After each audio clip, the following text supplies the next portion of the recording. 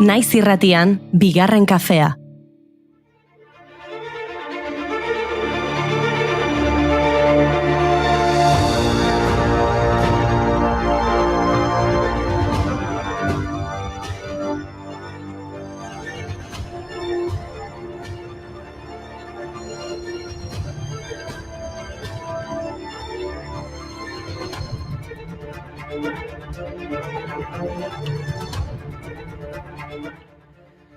Egunon, astelena berriro, asteburu mamitsu baten ostean, hemen gara, aspaldien ikusi gabe genuen larun batekoa bezalako manifestazio jendetsua.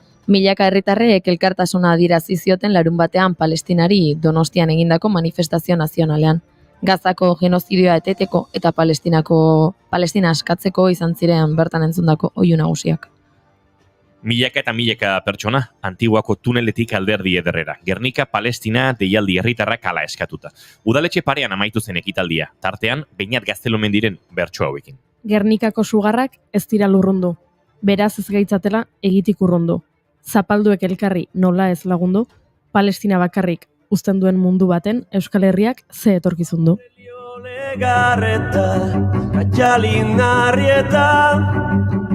Maria Luz Fierro, Agirre Amabigurte, Francisco Araluzea, Eskato ere bat, Gernikan.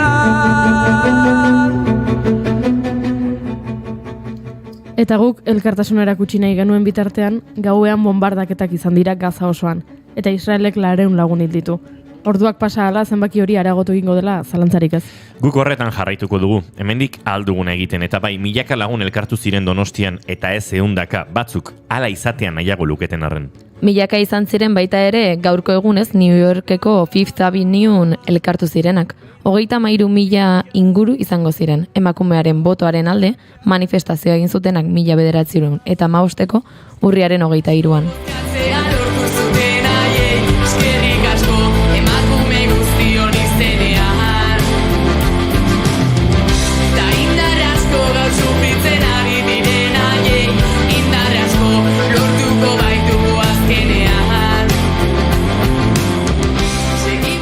Ordurako borrokak 65 urte baino gehiago zeramatzan. 1848ko Seneca Fallseko konbentzioarekin emakumeen sufragioaren aldeko ebazpena eman zenetik. Zoritxarrez beste 5 urtetan ez zuten arrakastarik izango.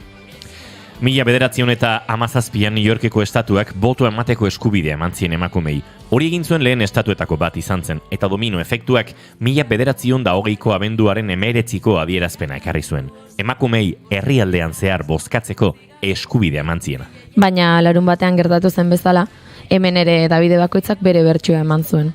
The New York Times aldizkariaren arabera, 10.000 izan ziren bertaratu zirenak, eta begira nola definitu zuten gertakaria. Egoera arriskutsua da. Saiatzen badira boto eskubidea lortuko dute. Anabasa sortuz. Bai, lortuko dute. Gizonak ez badira azkarrak izaten. Eta zergatik ez, gizonagoak izaten. Egun tristea izango da. Emakumeek gizorengatik gaur egun jasotzen duten errespetua galduko dutelako. Aurkituko nauzu hemen, izango naizke hemen. Ukitzen den gorputzoro, mintzen den bihotzoro da nirea. Baina benetan pentsatzen zuten 1915 gizonek emakumeak errespetatzen zituztela. Gaur egun ere oraindik ez da gertatzen eta. 33.000 horiek bazekiten hori gezur hutsa zela eta gogor borrokatu zuten euren eskubideak lortu arte. Gaur egun Fifth Avenue edo 5. etorbidean ez dira manifestazio jendetxeak egiten. Baina urtean behin kale hori jendez gainezka egoten da. Bertan dagoen Apple denda ospetsuaren atarian.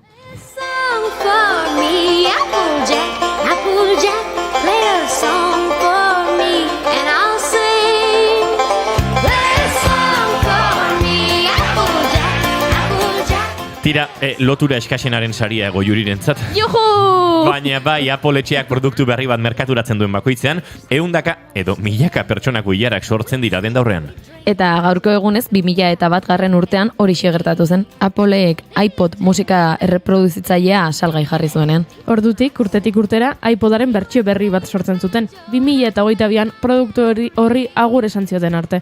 Lurra harin bekizu iPod. She girl, it was never when I ruled the world.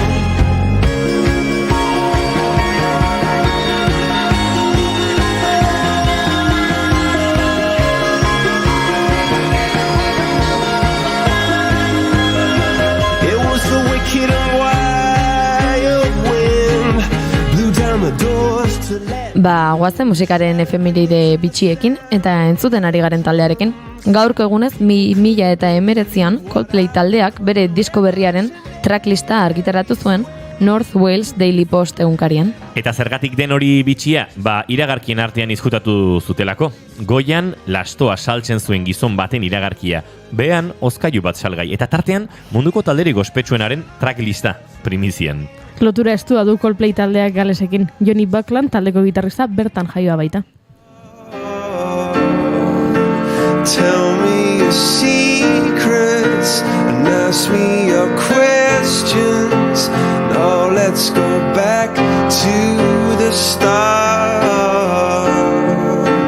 Running in circles, coming in tails, heads on the sides apart. Gaurko egunez Beyoncék If I Were a Boy abestia argitaratu zuen eta bere ala bilakatu zen arrakastatxo. Eta gaurko egunez Adele musikariak Hello argitaratu zuen eta marka guztiak hautsi zituen Vivoko bideoklip ikusiena bilakatu zen. Eta gaurko egunez Amy Winehousek Rehab argitaratu zuen. 3 Grammy sari lortu zituen.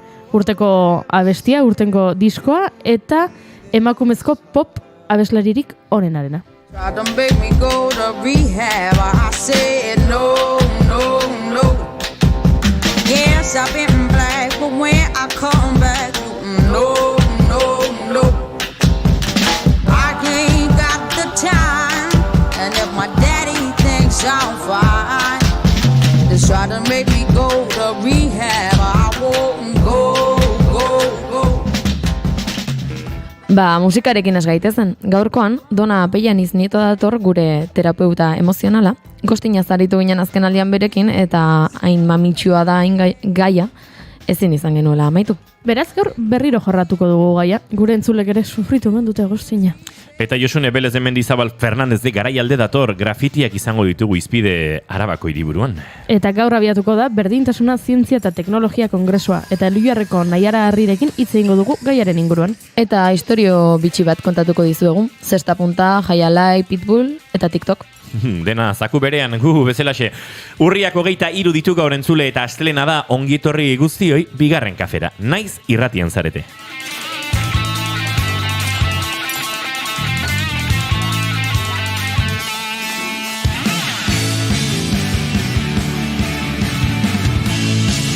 Goiuri!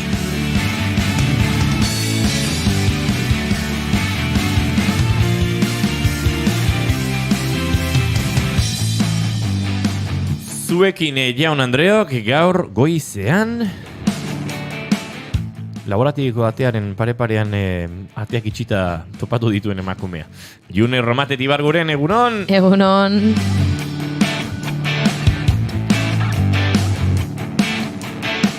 Zuekin Jaun Andreok dantza egin ez zuen emakumea Goiuri Ezeiza Arandia, egunon! Egunon, markatu segundu bat estresatuta nago.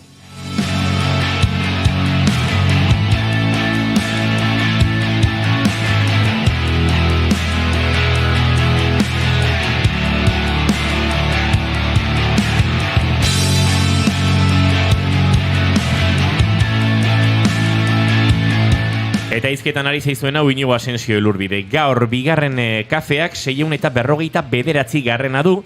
Urriak 23, goizak 10:16 minutu eta dagoeneko hemen lauz Dona Pellaniz Nieto dagoeneko bere tokian eserita daukagu. Hortxe borrokan azakit bulmenarekin kableekin ez du topatzen bere tokia, baina laizera gurtuko dugu bera ere. Ongitorri guztioi, naiz irratien zarete, bigarren kafea.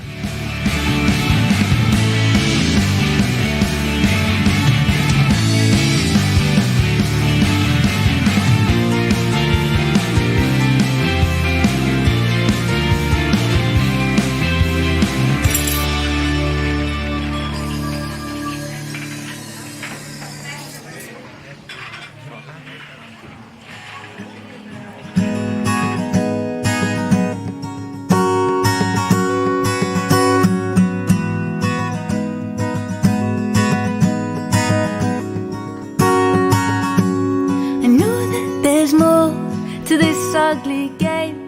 Amarrak eta amazazpi, doinu goxoekin abiatuko dugu gorko astelena, goxotasunare behar dugulako, astelenek badute. Bueno, asteburuaren araberako usain eta kolorea. Eta bide batez agurtuko ditugu gure txatean dagoeneko egunon eta bestelakoak esan dizkidutenak, gu agurtu gaituzenak, Spiderman der, hortxe dabil, aupa, rekizab, gorka ere horti dabil, bueno, guzti oie, egunon, eta nahi baduzue kontatu txatean zuen maite dutak, edo zuri entzule, maite dutak kontatzeko txatea sartzeko aukerarik ez badaukazu, WhatsAppez edo Telegramez, 688 zazpibi bost lau zortzi lau telefonoan 688 zazpibi bost lau zortzi lau gure WhatsAppean, bota zure maite duta eta izue, gustora elkarbanatuko dugu gure entzuleekin. June Romatet Ibarguren, zein da zure maite duta? Bale, nik nekarren maite dut bat oso prest, baina egia da maite detela ere ez astelenero, bino ia astelenero gertatzen den zerbait dela sarreran zehar txiste txar bat jasotzen detela WhatsAppez. Gaurkoa izan da ea iPoda adarrak mozteko lanabesa den. Orduan, bueno, badakigu dulen entzuten ari dela. Okerrena da, txiste horrek sinadura duela. Noski. Badakizula ezinbestean nork egin duen. Hori, alaitzen nauten momentu hietan, bazutan oso txarrak dira eta gogorrak izaten dira dragatzeko, baino gaurkoak grazi egin dit esan behar dut. Julen Goiko etxe hor begozu egunon, ikere asteburu gorra aukidek, parranda giron, ordiziarrok gora eta ordiziarrok bera, eta hauen zea komeriak astelena. Egunon, hartza bigarren kafea. Azelo txara, Spiderman derrek kontatu digu, nire maite duta da, hotza egiten hasten denean eta manta lodiak jartzean goxotasun hori sentitzen duzunean. Ze ona. Tatzoko gaua ja hasi zen, nola, ez hotz baino asteburu honek eman dizkigu haize eta freskurarekin pixkatu dazkena benetan sinisteko aitzakiaren bat, ez? Brego, Juri, zu akaso berotasunean ibilizarerako asteburuan, baina, tira. Dona Peianiz Nieto, egunon! Egunon! Zer amon zaude? Oso ondo, oso pozik nator gaur. Beti etortzaren nahiko pozik? Bai, orokorrean bai, baina gaur ez dakit, esnatu nahizia, estelen, ez dakit oso motibagarriarekin, edo ez dakit. Zu badakizu, pertsonek egutegiak egiten dituztela, egiten ditugula, norberak bereak, ez? Ilargiarekin ikusirik, emakume batzuk hilekoaren egutegi egiten duzue, beste batzuk egutegi antolatzen dute, bazagit hilaetean behin egiten duten horren arabera. Dona Peianiz Nietoren egutegi antolatzen da, bi mugarri ditu hilabetean zehar, eta da, bigarren kafera dator bi astelenoiek ematen dioten poza.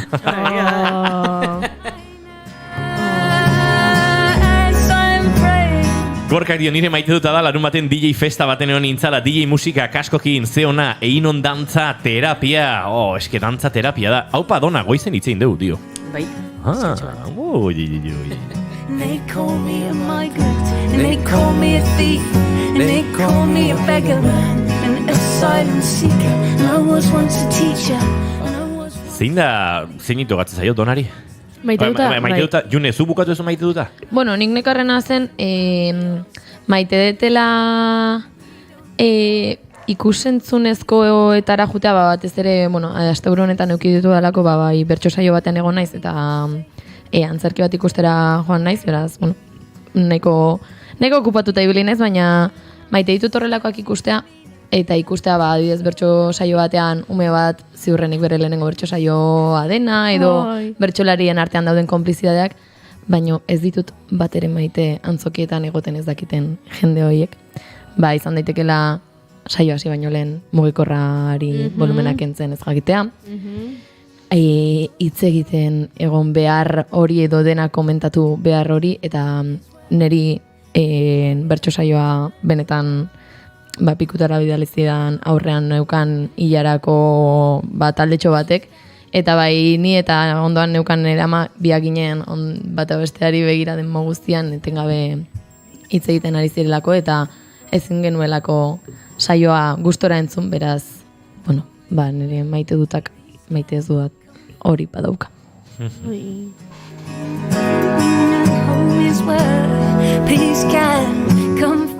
Zina zure maite duta, Dona?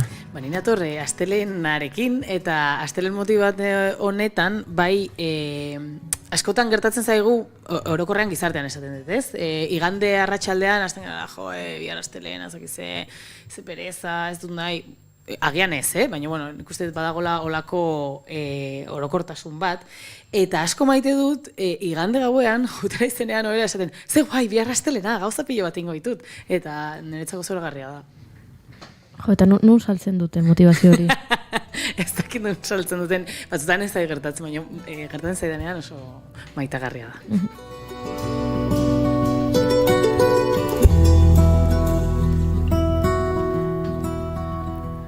Nik baditut bi maite dut. Ara, bota ba. Bat botako dut eta gero behar bada bestea edo gordeko dut. Baina maite dut herri zapalduekin bat egiteko duten edo dugun sentsibilitate hori. Eta Euskal Herrian asteburuan gertatu zena, batez ere Donostiako manifestazio hori, pentsatzen dut Goiuriren maite dut ere hortik etorriko dela, beraz ez diote zapalduko.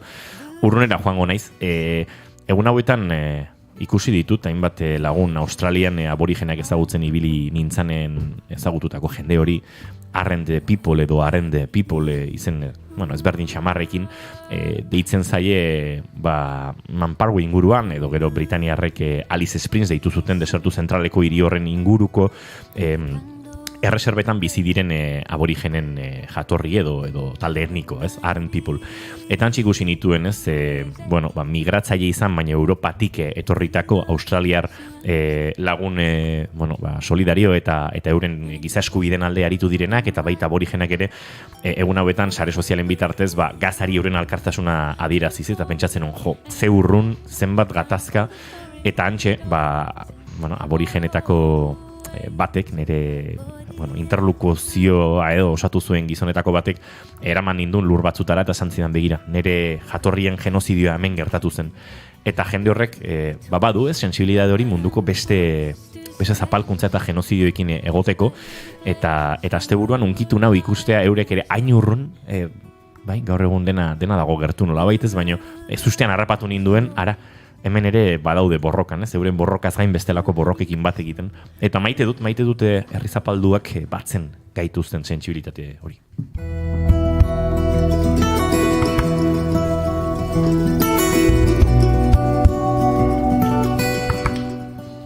Zin da zure maite dut dago, Juri? Esan duzun bezala, ni larun batean Donostian egon nintzen, Gernika Palestinak deitutako manifestazio nazionalean, eta egia da oso unkigarria iruditu zitzaidala hasieratik. Iritsi ginenetik, berandutu egin ginen, hilabete gutxitako aur batekin gindua zen, eta beraz, autoz joatea erabaki genuen. Eta iritsi eta erdiguneko parkinak beteta zeuden. Izan ere, jende asko mugitu zen Donostiara juteko, eta manifestazioan ez zegoen jende asko ere zegoen Donostian, larun bat zen, eguraldi ona, baina badakit autobus geltokietan eta tren estazioan eta zegoen jende guztia zela manifestaziora joan dauka, eta orduan iritsi eta ohartzea giroan bazegoela zerbait, ez? Bosterdietan hasten zen manifestazio, pentsa, hau bostetan edo izango zen, eta dagoeneko ja nabaria zen, ez? Giroa zerbait gertatzen ari zela. Eta manifestazioa hasi zenean, eta zu bazoaz, ez? Hor erdian, eta ez dakizu aurretik zenbat jende daukazun, eta ez dakizu atzetik zenbat jende daukazun, baina bapatean, jakin mina balin badaukazu, nik horixe egin nuen, hilo nintzen, nire lagun Pabloren laguntzari esker poste batera, eta orduan, irudi batzuk grabatu nituen, ikusteko behintzat ze dimentsio zuen manifestazioak, eta aurrera grabatu eta atzera grabatu, eta enuenean amaiera ikusten, ez aurretik eta ez atzetik, esaten nuen, wow, aspaldian, ez, hainbeste jende ez dakit noiz elkartu ote ginen zerbait salatzeko. Eta bertan sortzen den giroa benetan unkigarria iruditzen zait horrelakoetan, eta orduan ere maite duta da jendeak erantzun zuela, deialdiari erantzun ziola, eta Twitterren gertatzen dena ez dela errealitatea. Eta atzo lagun batekin komentatzen nuen, ez dela Instagramen bezain polita, eta Twitterren bezain itxusia. Twitterren badakizu eztabaidak daude gora eta bera, eta aste guztian zehar irakurri genuen ni ez noa bezalako txioak, eta jendea esan ez zergatik etzen ideia ona manifestazio ontara joatea, manifestuaren esaldi bat kritikatzen zuten, eta, bueno, ñabardura horietan, gora bera, eta ez joateko manifestaziora, eta pentsatzen nuen, jende askok, ez, horrelakoak ikusita Twitterren, jende asko etzela joango da, atzera botako zela, eta ikusi nuenean, errealitatea ez zela hain itxusia. Zentzu horretan, realitatea oso itxusia da, eta gazan gertatzen ari dena, eta sarraskia zeharo tristea da. Baina, esan nahi dut, Twitterren gertatzen ari zen hori ni ez noa, eta horrelako mezuak, gero ez zirela islatu, larun batean, eta bueno, pozten naiz milaka pertsona elkartu ginelako, eta hori zen nire maite dut bat, baina bat dut beste bat, Ara? Bota? Bale, nik maite dut pia bat, igeldotik horiorako errepidea. Goizeko 10:28, bagoaz aurrera, bigarren kafean, naiz irratian.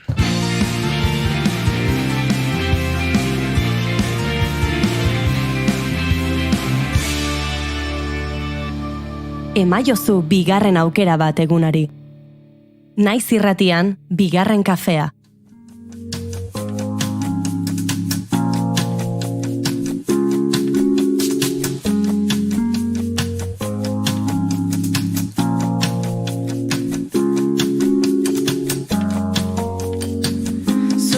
Parean duzun telebista itzalita zen, ingeradan ikusi duzu zure itzala itzaltzen, argia eta iluna dena berdina zen, ta beste behin isilik erori zinen, ta orain Goizteko 10:29 minutu eta Dona Peian Iznietorekin heldu behar diogu, joan den astelenan, ez? Duela bi aste, arekin landu genuen gai bati, hain zuzen ere gostinaren gaiari. Definitu genuen, nolabait, zer den gostina eta zer ez den gostina, aztertu genuen nola sentitzen ginen horren inguruan, gure entzulei ere galdetu genean, eta jaso genituen hainbat azalpen eta estadistika, baina hortxe sentitu genuen oraindik gaiak ematen zuela beste tarte batean lasai aritzeko, eta horrexegatik gaur gostinik egin gabe. Aurrekoan Donak gostin mehatxu egin baitzuen. Wow. Ia. Mentxe daukagu Dona Peian Iznieto.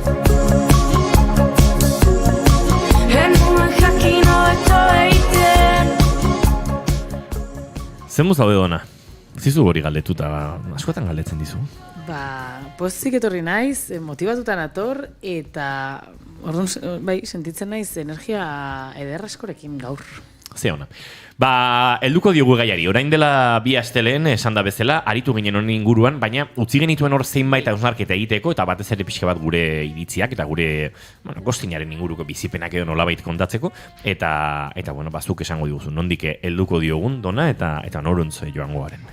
Guazen sortzea denok batera, ez? Azkenean, ikuste eta orain dela bi aste, hor gelditu ginala, gai mamitsu honekin pixkate, ez? Eskutartean, amaitu gabe edo beti jarraitu ezakegu hitz egiten, nik uste edozein gaietaz, baina, baziren gauza batzuk ekarri nahi nituenak honea, ez genituenak aipatu, eta ere ikusten dut, oraindik badagola gostinaren inguruan pixkat zalantza, ez? Iruditzen zait.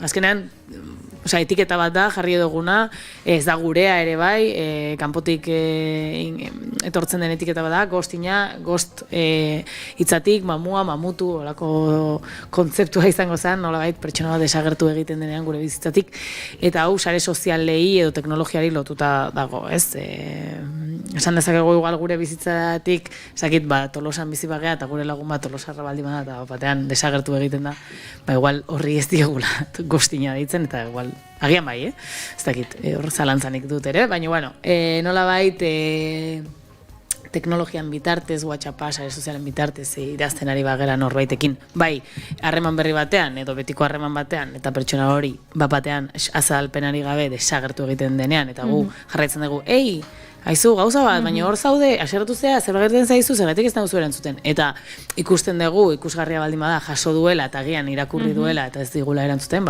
hor hor goztina jasaten ari gara, eta egiten ari bagera hori, nolabait mezua jasotzen norbaitena, gauza bat, baino galdera bat indizut, edo azkenean atzo ezinean agertu, eta ez bagaude erantzuten ari, goztina egiten ari gara. Eta horrek ekartzen dituen eraginak, nik uste da aurrekoan ez genitula aipatu, eta uste oso garrantzitsua dela hori aipatzea, ez da ezer ez garrantzitsua. Honek garrantzia handia du. Eta ematen du, batzutan, esi pertsona hau ez ezagutzen, benetan hain garrantzitsua da nik azalpen bat ematea zergatik ez dudan berarekin gehiago hitz egin nahi, edo agur esan bar diot benetan, azalpenik gabe, aizu, ez dut nahi gehiago zurekin hitz egin, agian harreman berri bat delako, sare sozialen bitartez, ligatzeko sareen bitartez egin dugun harreman berri bat, zeina bakarrik hitz egin dugun pixkatxo bat gutaz edo gure harremanaz, mobilaren bitartez edo teknologiaren bitartez. Bueno, nik uste dut bai eman behar diogula agur bat, harreman horren baitan dagoen agur bat. Hau da, ezagit, 4 WhatsApp trukatu bat ditugu elkarri, agian ez diot izugarrizko azalpena eman behar, porque harreman hortan agian ez gaude fase hortan nolabait. Baino itxeatea. Baino itxeatea. Bai, ateak itxu behar dira.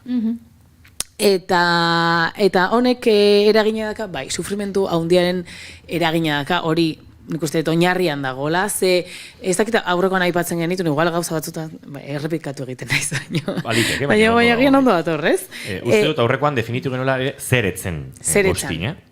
Baina ez gogoratzen zer etzen goztina. Ez, aipatu genuen, uste genuela behintzat intenzionalitate bat egon behartzela goztina egiteko. Balin bada idatzi dizu lagun batek kafea hartzeko eta esan duzu, geroago erantzungo dut eta lanean jarraitu duzu eta eguna pasada eta lotara joan zara eta oraindik ez duzu erantzun, hori guk ez genuela goztin kontsideratzen. Konpromezu ez dago hor, agian. Baina agian goztinari... Goztinak bazeukela ez, pixkat desagertzeko intentzio hori edo agur bati aurre ez egiteko intentzioa. Hori da, nik uste eta ikertu dudanagatik hori izango litzake goztina, ez? Nolabait, mina sortuko duen agur horri aurre edo ardura ez hartzeagatik ez dute esaten, eta orduan agur hori gelditzen da hor airean. Agurra da benetan, horregatik sortzen du sufrimendu hori, ez?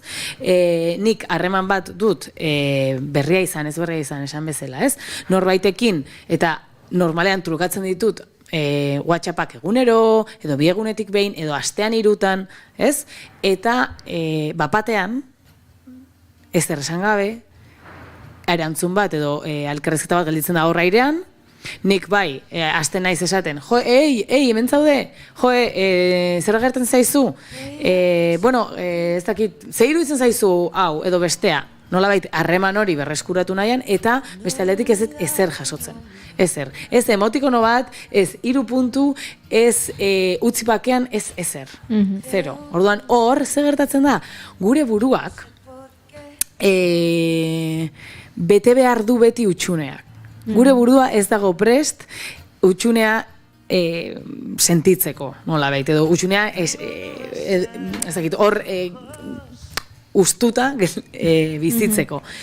Eta nik ez baldin badakit zergatik pertsona honek ez dit ezer esaten, hasiko naiz utxune hori betetzen. Zerrekin? Aldudan edo zergin. Egia da, eski aurrekoan tardatu nun, imaginatu, 2 minutu baino gehiago erantzuten, eta orduan orain horrek mina eman zion, eta mendekua eman ditu nerekin haserretu da, edo agian beste pertsona bat ezagutu du, edo ez naiz nahikoa, nere errua da, ez dakit, beste lagun bat, edo beste bikote bat, edo beste harreman bat nahi du, hasten gara betetzen utxune hori. Eta normalean ohikoa izaten da norberak bere bestearen ardura hartzea eta errudun bilakatzen dugu gure burua. Ez, nik izan dut honen errua. Eta berriz ere nik uste bai hau aipatu genula hori ez da horrela. Goztina egiten duen, hau da, erantzun gabe uzten duen pertsona horrek du ardura, gostinaren ardura. Zergaitik egiten du hori? Seguraski, esaten genuen bezala pertsona horrek ez duelako ardura afektiboa hartuta, ez du nahi min horren ardura hartu, ez daki nola kudeatu egoera hori, mina ematen dio agian besteari mina emateak, eta orduan pentsatzen du ez esan gabe, hobeto dela desagertzea, agian ez du espazio segurua sentitzen agurra esateko, bueno, dena delakoa, ez? Baina bere ardura da. Ez da jasotzen duena eren ardura, ez da zure erruagatik gertatzen. Hori, nik uste behin eta berriz argi eta garbi utzi behar degula. Llévame lejos, sácame de aquí, cúrame de tiempo, pasa para mí.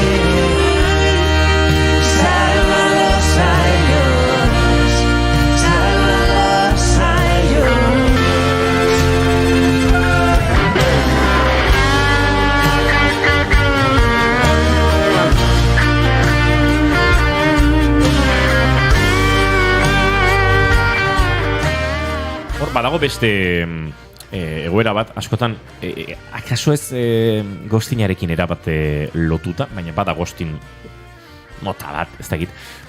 Gatazkari aurre egiteko arazoa edo ezintasuna duen jendearena.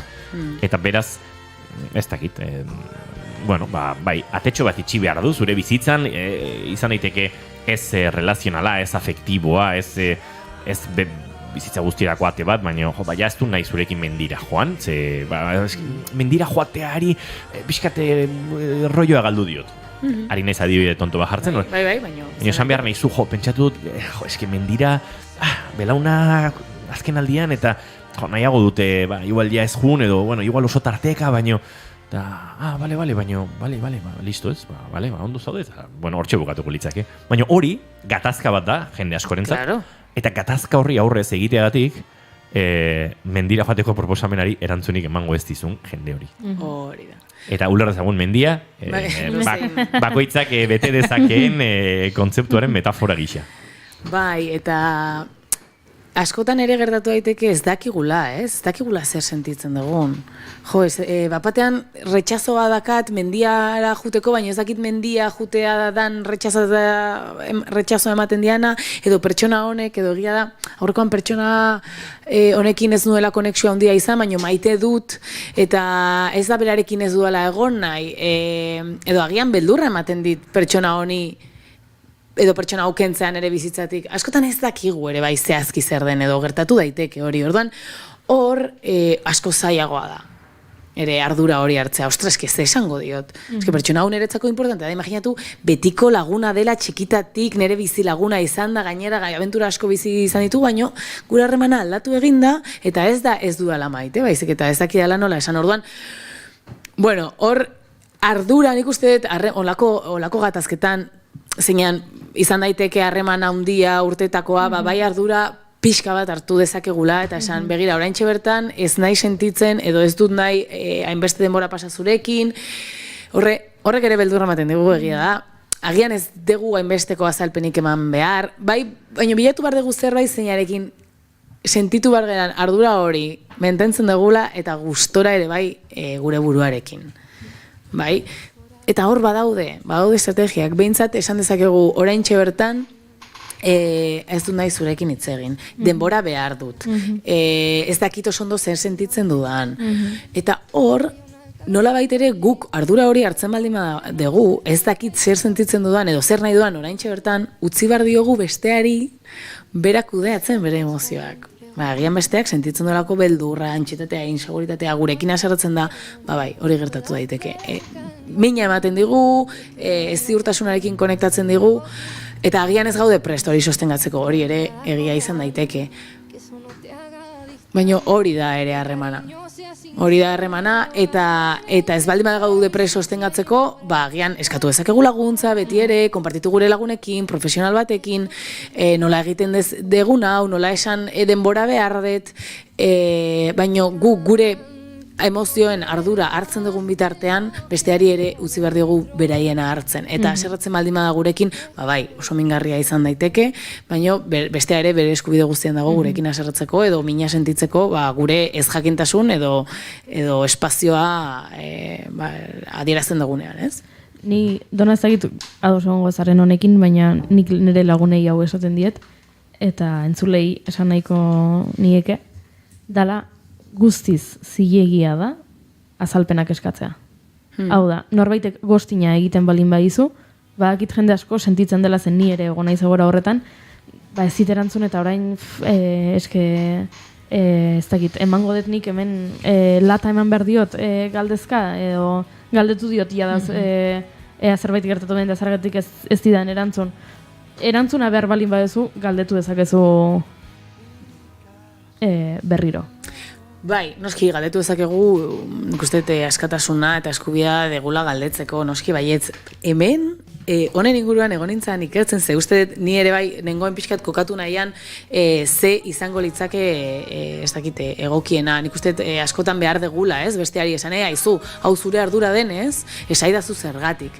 Zer gertatzen da hemen, zer esaten dute aditu askok? Kontu zibili bargara horrekin. Ze gozina egin digun norbaitek, agian ez dago, gozina egin digun norbait, agian ez dago prest hori ere azaltzeko. Orduan, ez badegu erantzunik jasotzen, eta gainera eskatzen baldin badiogu erantzun bat ematea, hor gertatu daiteke askoz mingarriagoa izatea, jagu jarri garela autoanalisi bat egiten, hausnarketa bat propio bat egiten, honek mina ematen dit, ez naiz gustora sentitzen, eta berriz ere irekitzen diogu gure bihotza, gure euskortasuna pertsona horri eskatzen azalpenak eta ardura hori izateko eskaerarekin eta ez degunean jasotzen, mina asko zaundiagoa sentitu dezakegu. Eta horregatik aditu asko esatute kontu zibiltzeko. Eskatu dezakegula azalpenak eta ardura hori eskatu besteari ere bai, noski bainetz. Baina berriz ere hor hausnarketa propioa egin behar dugu. Prest nago ezezkoa jasotzeko edo berriz ere utxunea jasotzeko. Eta agian ez badin badaude prest ez dugu eskatu behar. Ze horrek mina handiagoa eman hori da. Eta hor zer gertatzen da ere bai, edo zer egin dezakegu hor itxiera bat emateko guk, ze hau niretzako oso interesgarria da, ze beste aldean dugunean utxunea, hau da, eixiltasuna, mututasuna, mamu bat ez, dakagunean frentea guk jarri dezakegu hitza hor. Eta esan, begira, honela eta honela sentitu naiz, hau izteko beharra izan dut, gogoan izan, edo konturatu honek mina handia ematen duela, zuk hartu behar zenula ardura bat ezetza esateko edo, ez dakit agur hori edo itxia hori emateko, ez dezula hartu, nik hartu behar izan dutela, hau ez zaidala gustatu, eta horrekin zure hitz propioekin itxiera bat eman.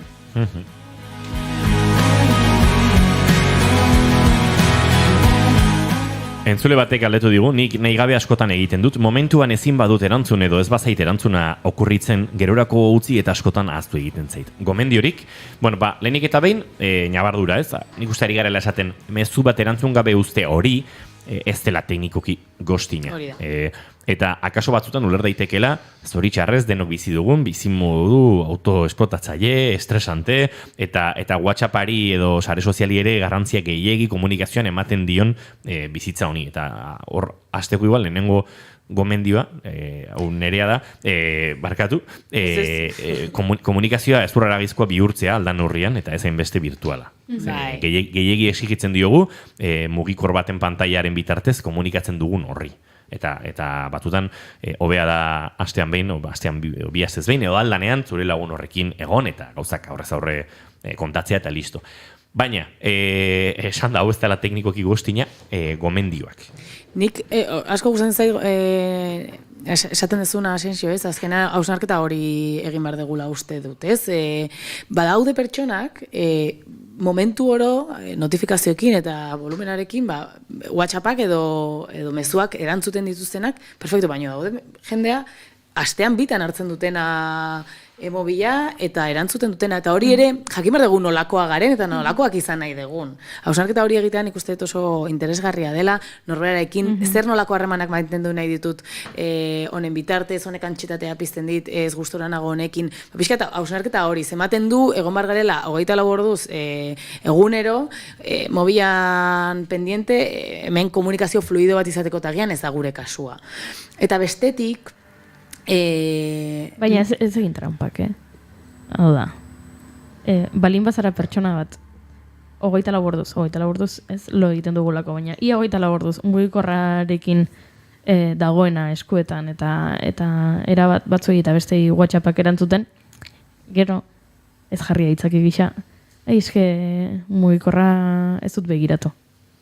Eske zintzoak izan margea, baina batez ere gure buruarekin. Eta kontrara ere bai, hau da, ez balin badezu begiratzen, Zintzotasuna dator lehenengo gure buruarekin. Eta zintzoa garenean gure buruarekin da esaten dugu, bai, beitu, normalean egoten naiz oso pendiente mobilarekin, baina eske pertsona hau ez da hain garrantzitsuan ere bizitzan, eta ikusten ditut bere mezuak, eta esatet gauan erantzungo diot. Ez zer gertatzen, baina zintzotasun hori izan zure buruarekin, eta jakin pertsona hau, edo pertsona hori ez dela ingarrantzitsua zure bizitzan, eta horrek ez du esan behar diogunarik.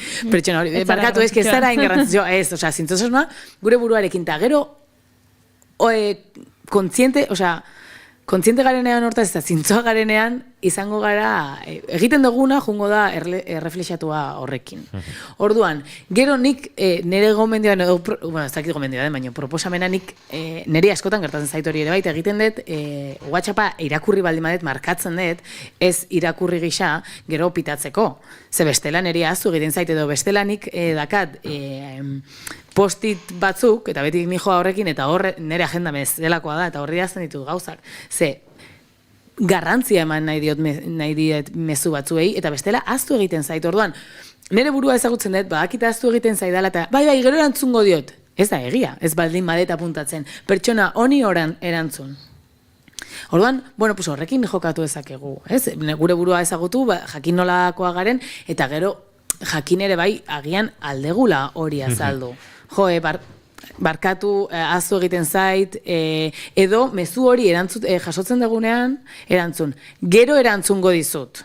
Kontu da gero gogoratzen garen hori erantzuten. Claro, baina markatu, WhatsAppa aukera hori daka. Ez dut ardura externalizatu nahi, ardura norberarena da noski, eta nik ahazten ditudan mezu horiek, nik ahazten ditut. Baina adidez, hainbat lagunek badakite, batzutan mezu bat erantzun ez badut, ez dela utzikeriagatik, da ahaztu egin zaidala, eta orduan esaten dute, guatu honekin, da, ostras, barkatu, ikusi nun da aztutan aukan, da momentuan gogorarazpen horrek, niri bintzat laguntzen dit, lagun horrekin gaizki ez geratzen, eta lagun horrek erantzun bat behar badu, erantzun hori izaten.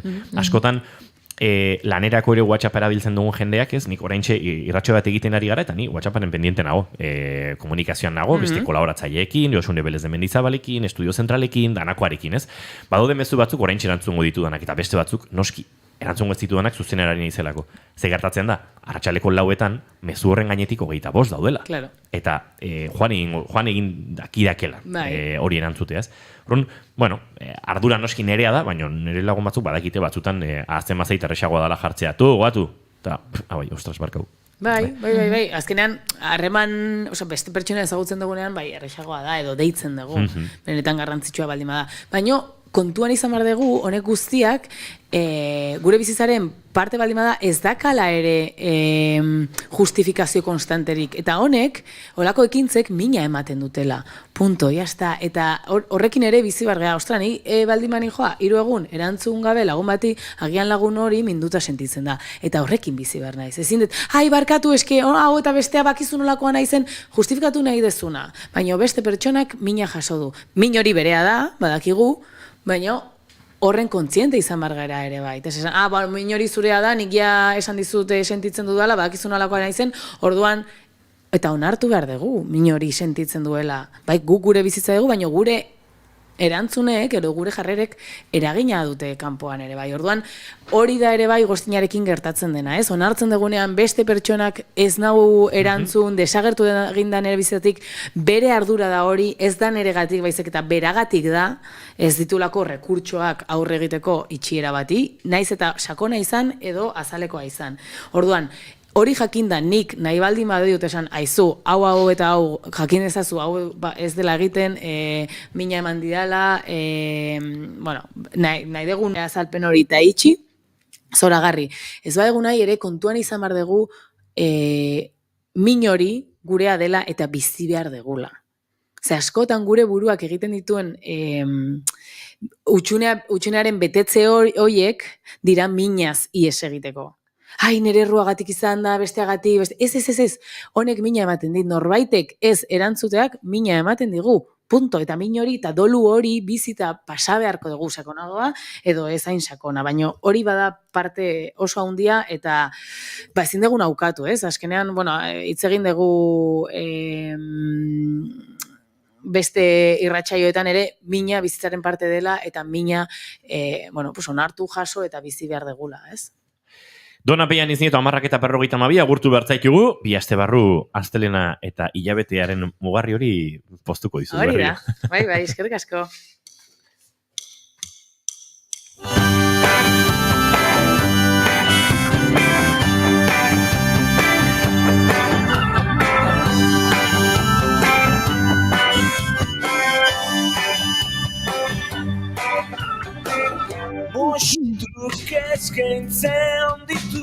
Bidertzeanen grafiti kantu honekin egingo dugu aurrera eta egingo dugu salto Gasteiza antxe dugu eta Josune Belez de Mendizabal Fernandez de Garaialde.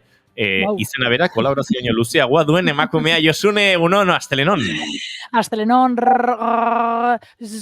pixkat berotzen ari naiz, Berotzen ari naiz ez tarria. Kontatzen gure atzoko konversazioa, Josune. Bai, hasizu inigo bai zen. Ni nago oraindikan pila jarri gabe. Atzo hauean nik asteburu potentea izan dut, lanean, eta Josune Belez de Mendizabalek ere asteburu potentea izan du parrandan. Eta atzo, bueno, aje giroan zegoen, eta hortxo WhatsAppez gaurko ordua zehaztu, eta gaiarekin nola bueltatxoren bate ematen ari ginela, eta kontatu zidan, bihar ahotsa, eta esanean, bueno, goizetik, garrantzitsua ahotsa ondo berotzea, horretan aktorek ere badakizue, eta badago horrez, teknika bat, kantuan, antzerkian, aktore gintzan, orokorrean, interpretazioan edora biltzen dena, eta esanean, eta horra zibilizara goizan Josune? Bai. Gainera goiz ez dut inorekin hitz egiteko aukerarik izan, eta zuek zaetelenak beraz. Hor nire ahotskordak, eta bai juergan ibili nintzen, lanean ere esan behar dut pixkat, baina aktoreok edo nire kasuan, balones fuera egin gabe, nik neuke ez dakidan egiten da, orduek aurrera egin ala isilik egoten. Osea, hortxe ibili ginen, dakizuen bezala 100. urte hurrena ospatu zen, Erreka, Sumendi, Gaztetxe, Auzolana eta alabidirena, Errekan egon zen ekitaldi bat, bertan parte hartu genuen Ane Gebarak eta biok, Lesbo beren izenean, eta gero ja behin lanak suposatzen duen estres puntu hori kenduta, pues herri bazkaria etorri zen, Nakar, Ginger, Miren Arbaiza, Aitor Gartzia de Bikuña, Zegeio Willis Drummond, bueno, claro, hoiek danak kantatu, dantzatu, eta, bueno, ere bai ibili ginen Albina Estardasekin dantzan, bueno, ikaragarri ondo, eta karo, konturatu orduko, ezin dut hitz egin, bueno, pues hori, baina jazta, berotu dut, usteu sarreratxo honekin, bueno, entzuten zaitez? Ez beti bezain gotxo, baina bueno. Kontatu ez bagenu gure atzoko konversazioa inoretzen konturatuko, baina gustatzen zaigu bigarren kafean dena kontatzea. Batzi beste baino gehiago. Bueno, grafiti kantu honekin abiatu dugu Josune Belez de Mendizabalen txiribuelta, hain zuzen ere grafitien inguruan hitz egin nahi digulako, inoiz kontatu genuen duela urte betetxo izango da, ez? Gasteizen bat zegoela hor eztabaida bat, udalak grafitien aurkako alako kanpaina bat jarri zuela martxan, lizentzia baimentzen badiazue behintzat, eta kezka hori errealitateago bihurtu da, Josune? Bai, ala da, hasi dira ja grafitiak kentzen. Claro, ni sortzen zaidan hor zalantza, da grafitia zer den. izan ere, beitu, honekin ni beti bezala, hasiko naiz atzetik aurrera edo auskalo zer, baina Gasteizen inauguratu berri da, aste honetan, pasadan astean, Trazo Atlantiko izeneko erakusketa bat. Bertan daude 228 ilustrazio, besteak beste ere grafitiak izan daitezkenak, eta hau da Euskal Herriko artista eta Mexikoko artisten arteko erakustaldi bat, iaz izan zen lehenengo edizioa apirilean, hemen Gasteizen tarteka bizi den Xerentiu Llamas izeneko artista batek proposatuta, eta Zas Kultur elkartean egiten dute. Erakusketa honetan esan bezala, denetarik, bakargako obrak, bideoak, grafitiak ere bai, eta, horri helduta, Aranora eta Gasteizen hasi direla grafitiak kentzen, hormetatik. Eta nik esan hori, zein da, grafitia ere bada arte urbanoaren, Bai. Orduan, zer da kentzen ari dena Gasteizen?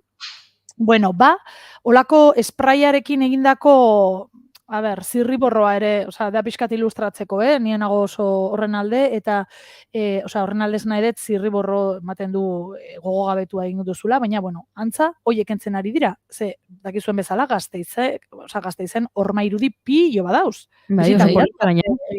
Bai, Alde Zaharrean daude, Zaramaga auzoan, eta hoietaz aparte, hoiek kolektibo batzuk egin dituzte, artista kolektibo batzuk egindako horma irudiak dira, baina bestetan ere garajeetan eta hutsik dauden lonjetan, berjetan eta horrela, esietan, hor ere marrazkiak daude, grafitiak daude, nik behintzat hoiei ere grafitia deitzen diet, ez? Baina hoiek, orain kentzen ari direnekin alderatuta, nolabait baimena daukate eta seinadura bat. Eta, hormetan dauden, bestelako, pintadak edo, hoiek kentzen ari dira Gasteizko udaletxeko zerbitzuetatik. Zerekin eta katxerrarekin. Zer da katxer? Aston Katxer, Inspektor Katxer, zer da katxer? Venga, lotan zaudetela. Katxer da munduko asmakizunik onena. Eta ze plazera ematen duen katxerrarekin zerbait garbitu eta beltza zena bapatean zuria denean. Bai, ez da, ezabatzea hori, zerbait, magikoa balitz bezala da hidrogarbigailu bat, ez? Olako pizkatzekoa eta txorrazoa eta horkentzen dute. Horrela hasi dira. Argazkiak daude eta nahi grazia egiten zian, ze iruditzen zitzaidan pixkat Minions itxura zeukatela udaleko langileak, ez? Horiz jantzita eta hor katxerrarekin. Eta horretan hasi dira Gasteizko Ariznabarra auzoan, eta gainera esan dute, identifikatzen baldin badute, hori egin duena, berak hartu beharko duela kostea bere gain. Orduan grafiteroena, batetik. Zer barkatu? Ez dela merkea izango. Ez dut uste, ez? Hori izango da, zer, kobratuko izute, klaro, ere zerbitzua beraz, nahi dut, ez egitea bezala, nahi dut, zango dut, garajeetan autoa eramaten duzunean bezala, igual, bombilla txiki bat aldatu behar duzula, eta bombillaren kostua, 2 euro dia, baina, gero, hor sartu duten denbora, edo, hori ere, nik uste dut, bai. Horren zeharik ez daukat, informaziorik, baina ez dut uste, ez da samurra izango. Seguro. Nik zalantza badaukat hemen. Mugimendu honetan guztietan arte urbanoaren protagonistak aintzat hartu dituzte. Alegia, nork ezartzen du muga, hau artea da baimena du eta sinadura eta beste registroa eta ni ados egon naiteke, paretetan batzutan kakazaparradak ikusten direla, hori ez dute zalantzan jartzen, edo pitilin bat eta norbere izena hor ondoan, eta eztabaida hau sakona izan daiteke zer bai eta zer ez. Ez da egiten prozesuan nola gauzatzen den, ez? Horre nork erabakitzen duen, bai ez, baimendun artea bakarrik ahalbidetu behar dugu, baimenik gabeko arte mordoa egiten da. Banksy baimenik gabeko artearen erregea da, eta ziurrenik arte urbanoaren ikono bat, ez? Hor, dituzei badudela muga delikatu xamar batzuk segituan jarraituko du honekin, estudio zentraletara salto egin behar dugu eta antxe dugu Egoi Belategi lankidea, azken ordukoa gurera ekartzeko. Egoi Belategi, egunon?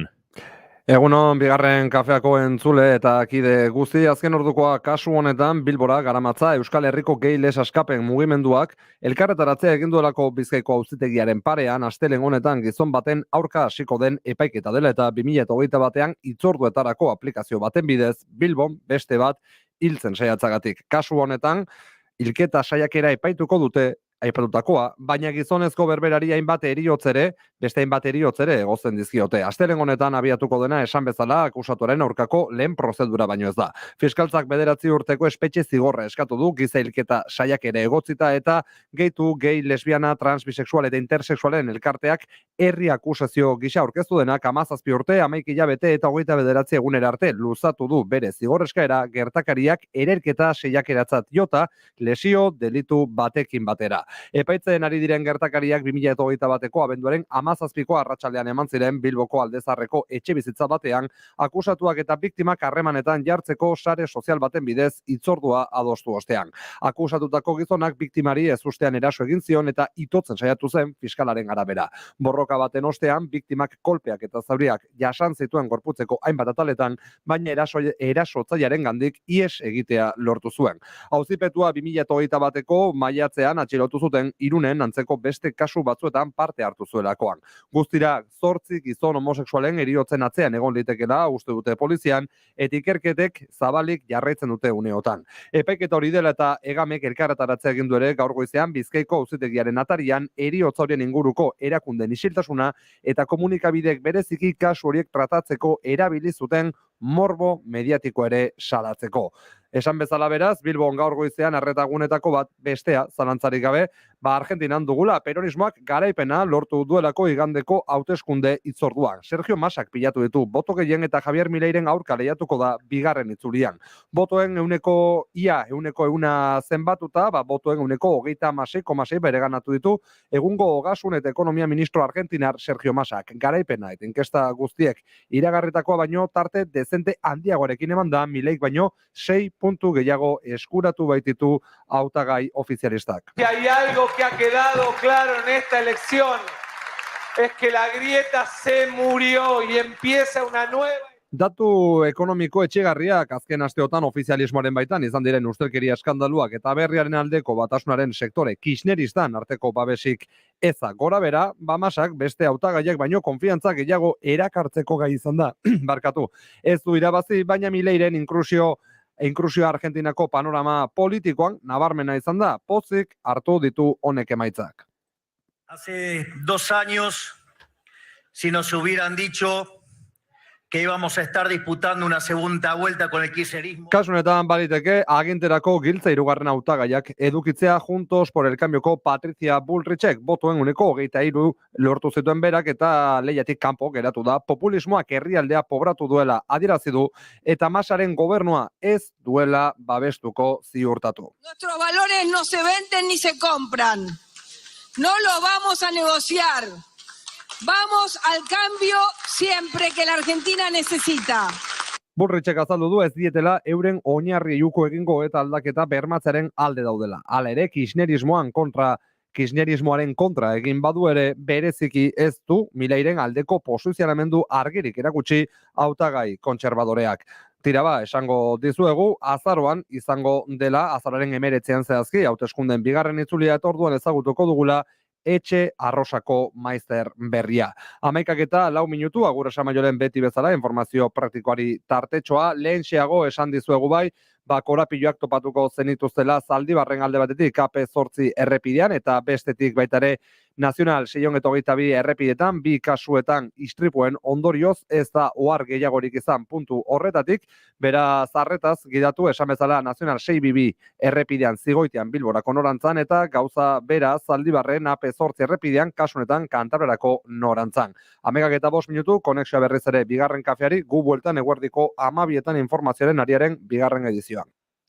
Eskerrik asko Egoi Belategi, aurrera goaz, bigarren kafean. Beste libururen atzean eskuta zaitez, baina inbeste hitzekin jastakizun horrezaren, etorrita esango dizut nola itzultzen den. Hizkuntza bakar batean ea ondo lertzen den, helburua garbi gorrota botatze alden, dakidanetan esango dizu nola ez. Hasi berri isilik geratu nintzen, irainetan igerian alaberrez. Goizeko 11:05 eta Josune Belez den Mendizabalekin jarraitzen dugu. Beste sekretutxo bat kontatu behar dut, atzoko gure WhatsApp konversazioaren inguruan, Josune. Bai, barkatu, nik muteatu zaitut, Josune. Beste sekretu bat, igual nik ere ez dakidana, baina, bueno, a ber, bota. Ainda sekretua Josunek ere ez dakiela. Subkonstienteak hola jokalditxo egin zion, Josuneri, eta urrengo gaia aipatzerakoan traza tantrikos, horrelako zerbait idaztuen, tantrikos beharrean. Tantrikoak. Bai, eta pentsatu nuenik, aizu, igual, igande resakadunak, aje igandeak badira tantriko xamarrak. Bai, norbera berarekin egoteari dagokionez, hortik aurrerako interpretazioa, norbaitek egin ditzake, norberak egin ditzake, baino, bai, kontua da, tantrikoa ez, atlantikoa zela hitzaren. Bai. Enuen asmatuta, eta hori behitxu, bitan idatzen izula, Asteriskoa eta guzti, en plan de, erratu naiz, eta hause, ustute, hirugarrenean ere enuela ondo egin. Ze orain fijatzen ari naiz, hemen aurrean daukadan horritxoan, eta trazo atlantiko, osea, traza atlantiko hori nik neuk ja asmatutakoa da. Osea, trazo atlantiko, bi hitz. Bueno, hori da. Baina bestea gustatu zait, Oso hitz joko hona da. Traza tantrikoa. Atlantiko. Bueno, begira, ez dakit horrekin lotura izango duen edo ez, seguro, baiet, izan ere, bertan egon nintzen, esan dugun erakusketa horretan, eta Zas Kultura Elkarteak, Monolix eta Hauts Art artisten kolektiboak antolatzen duena, eta enuen hartu laminarik denetarik dago, esan dugu lehen, grafitia grabatuak, ilustrazioak, pinturak, eskulturak, pieza interaktiboak, bainik, erosi nuen olako liburuska txikitxo bat eskuartean daukadan orain, holan, atentzia egin zialako, ze alabanzas al puerquito volador y su divina gracia. Eta, hortxe agertzen da, emakume bat, pixkat otoitz, holan eskuak otoitz moduan eta gero txerritxo bat. Eta, grazia egin zian, batez ere, gero Libros Patata edizioaren zeukan, eta sanon bitu, txiribuelta, patatero batek Mexikon ekoiztutako liburuska bat erosten, zer, eta adorazioa praktikatzeko inondik inora, Eta, hause, bitia tamaseian Mexikon argitaratutako liburuska hau, eta grazia intzian atzealdean jartzen du, Si usted ya leyó este libro, zorionak, zure burua ja kondenatu duzu blasfemoa izateagatik, y si es de los que primero da la vuelta y lee la última página, no sea sacatón. Sacatón, ez dakit oso ondo zer esan nahiko duen Mexikon, baina insulto badala seguro, Eta hori, hasi zaitez hasieratik y condénese como debe ser. Orduan, hori erosi nuen erakusketa honetan, eta amaitzeko esango dizuet hemen dana, sekreturik ez dagoelako, atzo egon nintzela 10 minutuz etxetik atean nintzen Inigo. Osea, ezin izango duzu sinestu, baina nire ajearekin etxetik atean nintzen, ze gogoratu nuen, hau da, burutazioa, iganderako antzerki sarrera bat erosita nuela. Ze susto. Esan nuen, nik zergatik iten diota nire buruari, ze badakit. Badakit igandetan oso gustora goten naizela etxean. Baju nintzen zigoitiara, hemen onduan dagoen herritxo batera, eta egon nintzen armairu batean sartuta 10 minutuz. Hori zelako injustu ere, Carmen Esteban antzesleak egiten zuen proposamena. Egon nintzen bis-a-bis batean, tet-a-tet batean, buruz buru, bakarrik sartuta berarekin, Carmenekin, 10 minutuz, altzari ederra hundi batean, negar eta guzti egin nuen. Pentsatzen du. Hor barruan, ze, klaro, ja nahi nengoen ja, hori. Intentsitatearen olatuan, burgilduta zero. Baina hori susto hartuta, en plan de, 6:30 egon behar dut hor, eta kostau zitzaidan gehiago, ailegatzea kotxez, dago 20 minutu kotxez herritxo hori, zigoitia, eta hor egon nintzen berarekin 10 minutuz ederra, eta amaitu nuen oparitxo batekin, giltz bat eman zidan, nik nire kokodrilo malkoak lehortu, eta etxera jo nintzen lasai-asai, gero zuri idaztera ez dagize tantrikoa neukala, Inigo. Lokuron igandea atzokoa. Ez oso polita iruditzen zaidala historia hau. Eotea armairu batean izkutatuta beste norbaitekin eta intentsitate horrekin gozatzea. Bai, oso gertu, eta, klaro, nik lagunei komentatu nien, baina batzuk esaten ziaten, ez dakit koldarra denitza edo ez, baina beraiek holan aitortuta nien ausartzen. Ni ara ju nintzen, txakarra guztiak irekita, eta, oso pozik gero bueltatu nintzen etxera. Hemen txetxiri buelta, Josunez, sakaton hitzaren esan nahia, hain zuzen ere, koldarra da. Mexiko. Hola, benetan. Tukutum, oso bainigo, beste behin txiri buelta zuretzako. Josune Belez de Mendizabal, agurtuko zaitugu, Mexikoen la piel kantu ederronekin, orain zalantza daukan norena den, Luis Miguelek egindu ezagun gurean, baina bertsio pilo bat daude, eta Mexikoen la piel hau David Romero eta Mariachi Nuevoren eskutik entzungo dugu, urrengo minutuetan. Oso kantu polita da, pixkatola ñoñitua, baina Mexikoko berezitasun pila bat kontatzen dituena, iparralde, goalde, kostatik kostara, bai, badauka. Beraz, honekin agurtuko zaitugu. Josune Belez de Mendizabal, Fernández de Gaialde, kuadrilla guztiari agur. Agur. Así te sabe México, así se lleva México en la piel. Como ver la sierra de Chihuahua, con la artesanía en San Miguel. Remontar el cerro de la Silla, así se lleva México en la piel. Como acompañarse con mariachi para hacer llorar a esa canción. En el sur se toca con marimba y en el norte con acordeón. Así se siente México, así se siente México, así como unos labios por la piel. Así te envuelve México, así te sabe México, así se lleva México en la piel.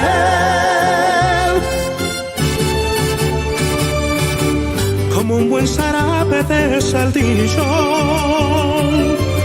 como bienvenida en Veracruz, con la emoción de un beso frente a frente.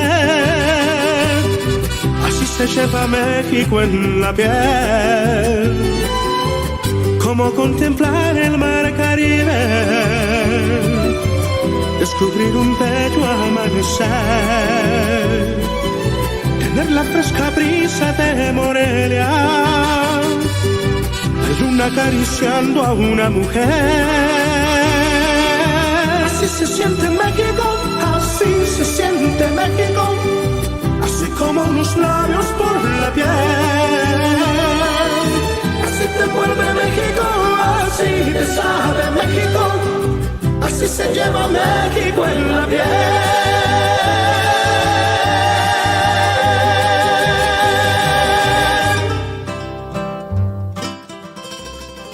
Ez mexikar gehiagorik ez da. Ja, aurrera egingo dugu. Ui, barkatuko Juli? Aurrera egin beharko dugu.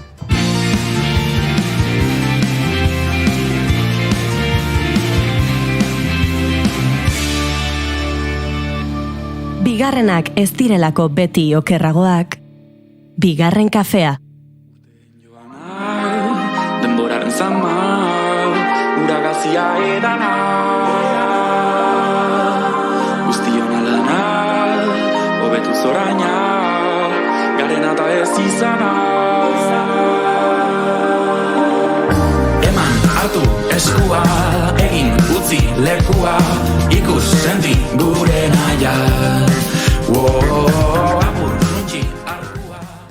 Abuztuan, BMJ Sexual and Reproductive Healthen azken zenbakian argitaratutako ikerketa batek sekulako arrakasta izan zuen TikToken. Ikerketaren izena, Blood Cell Capacity of Modern Menstrual Products, Consideration for Assessing Heavy Menstrual Bleeding.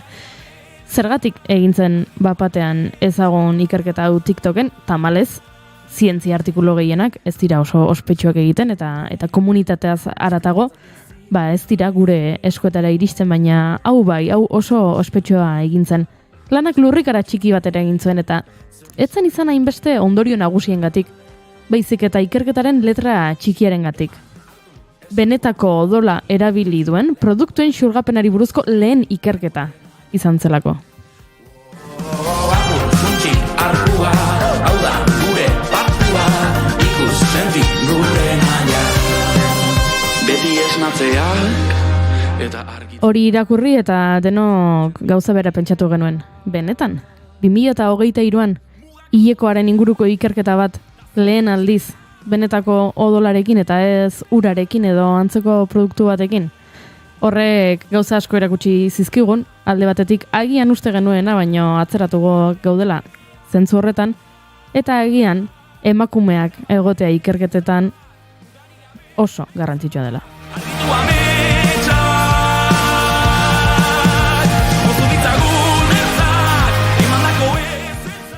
Agian horregatik, eta beste hainbat arrazoiengatik, berdintasuna zientzia eta teknologia paradigma aldaketa baten alde izeneko nazioarteko biltzarra egingo dute gaur Donostiako Miramar jauregian, gaur eta bihar.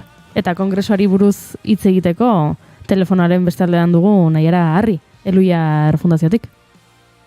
Egunon? Egunon. Gaur hasiko da esan bezala berdintasuna zientzia eta teknologia paradigma aldaketa baten alde kongresua. Badakit galdera hau oso zaila dela, hola, aitetxo edo amatxo zein maite duzu gehiago horrelakoak bezalakoa, baina behin kongresua amaitzen denean, zein gustatuko litzaizuke izatea horrela hausnarketa nagusia? Bueno, nik uste izenburuan bertan paradigma aldaketa baten alde hori sartu izana, ez dela kasualidadea, bai aurre ikusten genuen, aspalditik hainbat politika publiko, programa dauzela emakumezkoak zientzia eta teknologiara erakartzeko, baina ez dela hori bakarrik. Hau da, guk hor baditugu gure zalantzak, ez?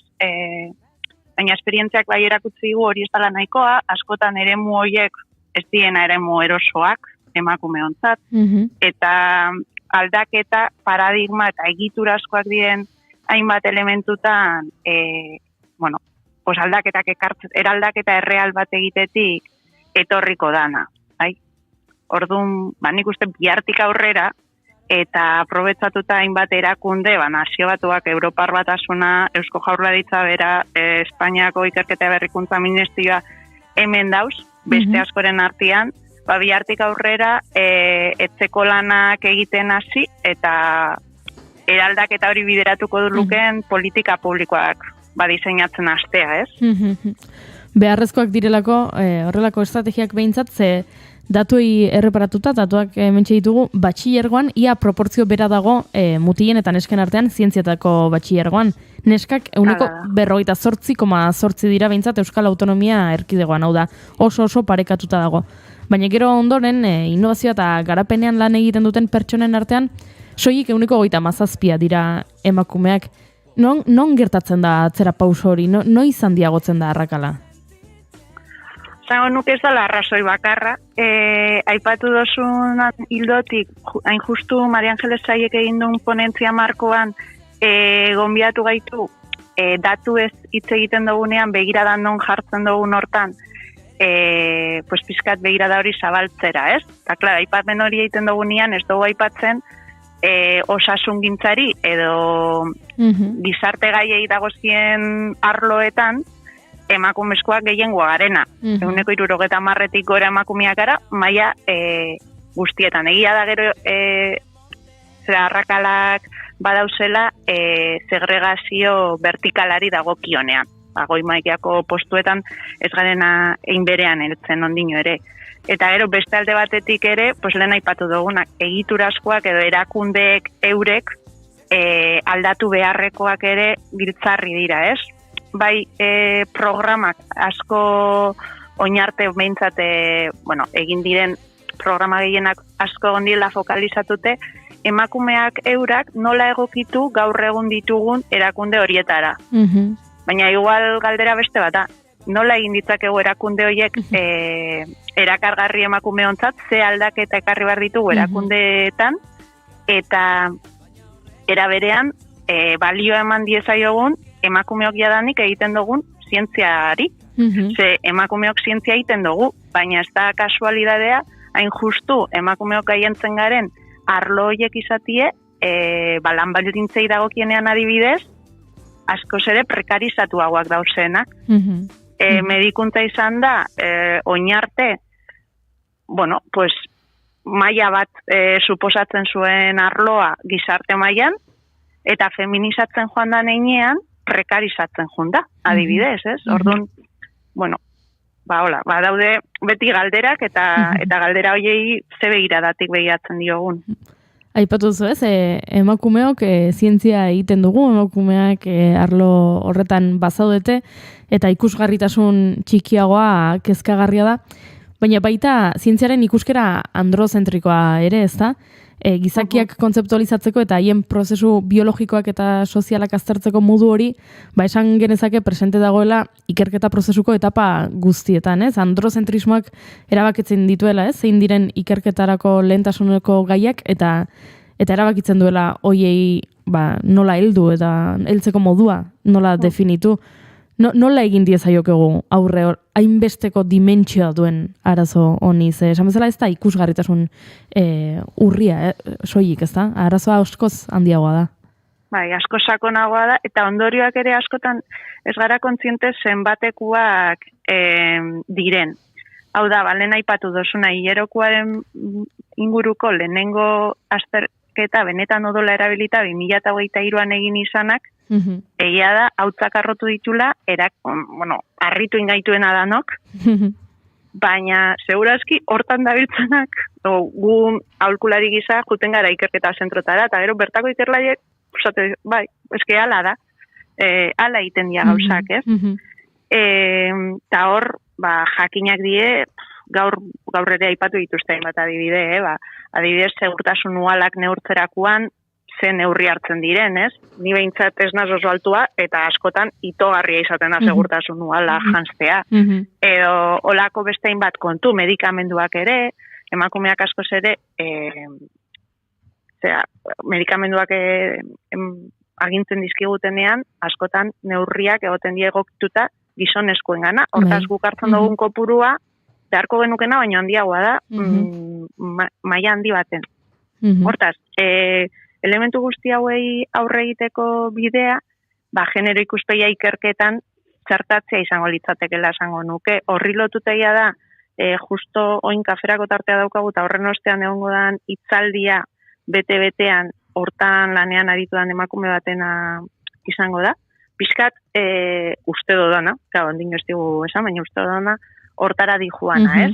Ze garrantzitsua ez bakarrik, baita ere, erakundeak eurak aldatu, eta erakunde horietan eta ikerketa horietan emakumeek parte hartzea ezinbestekoa da, baina hortaz gain parte hartzen duen edozein pertsonak ere genero ikuspegiz eta lehen aipatu da erakunde feministak izatia. Bueno, ederra litzatek, bueno, nire erretizentziak ditut olakoa izangotea, baina zikieran genero ikuspegia benetan zertatu egotie eta beharrezko benetan ulertzia, bikaina eta erreal, oin arte egiten ari garen ikerketa hori, igual ez dana horren ona. Ze gizartearen erdiari, eta hori intersekzioa kontuan hartu jabe.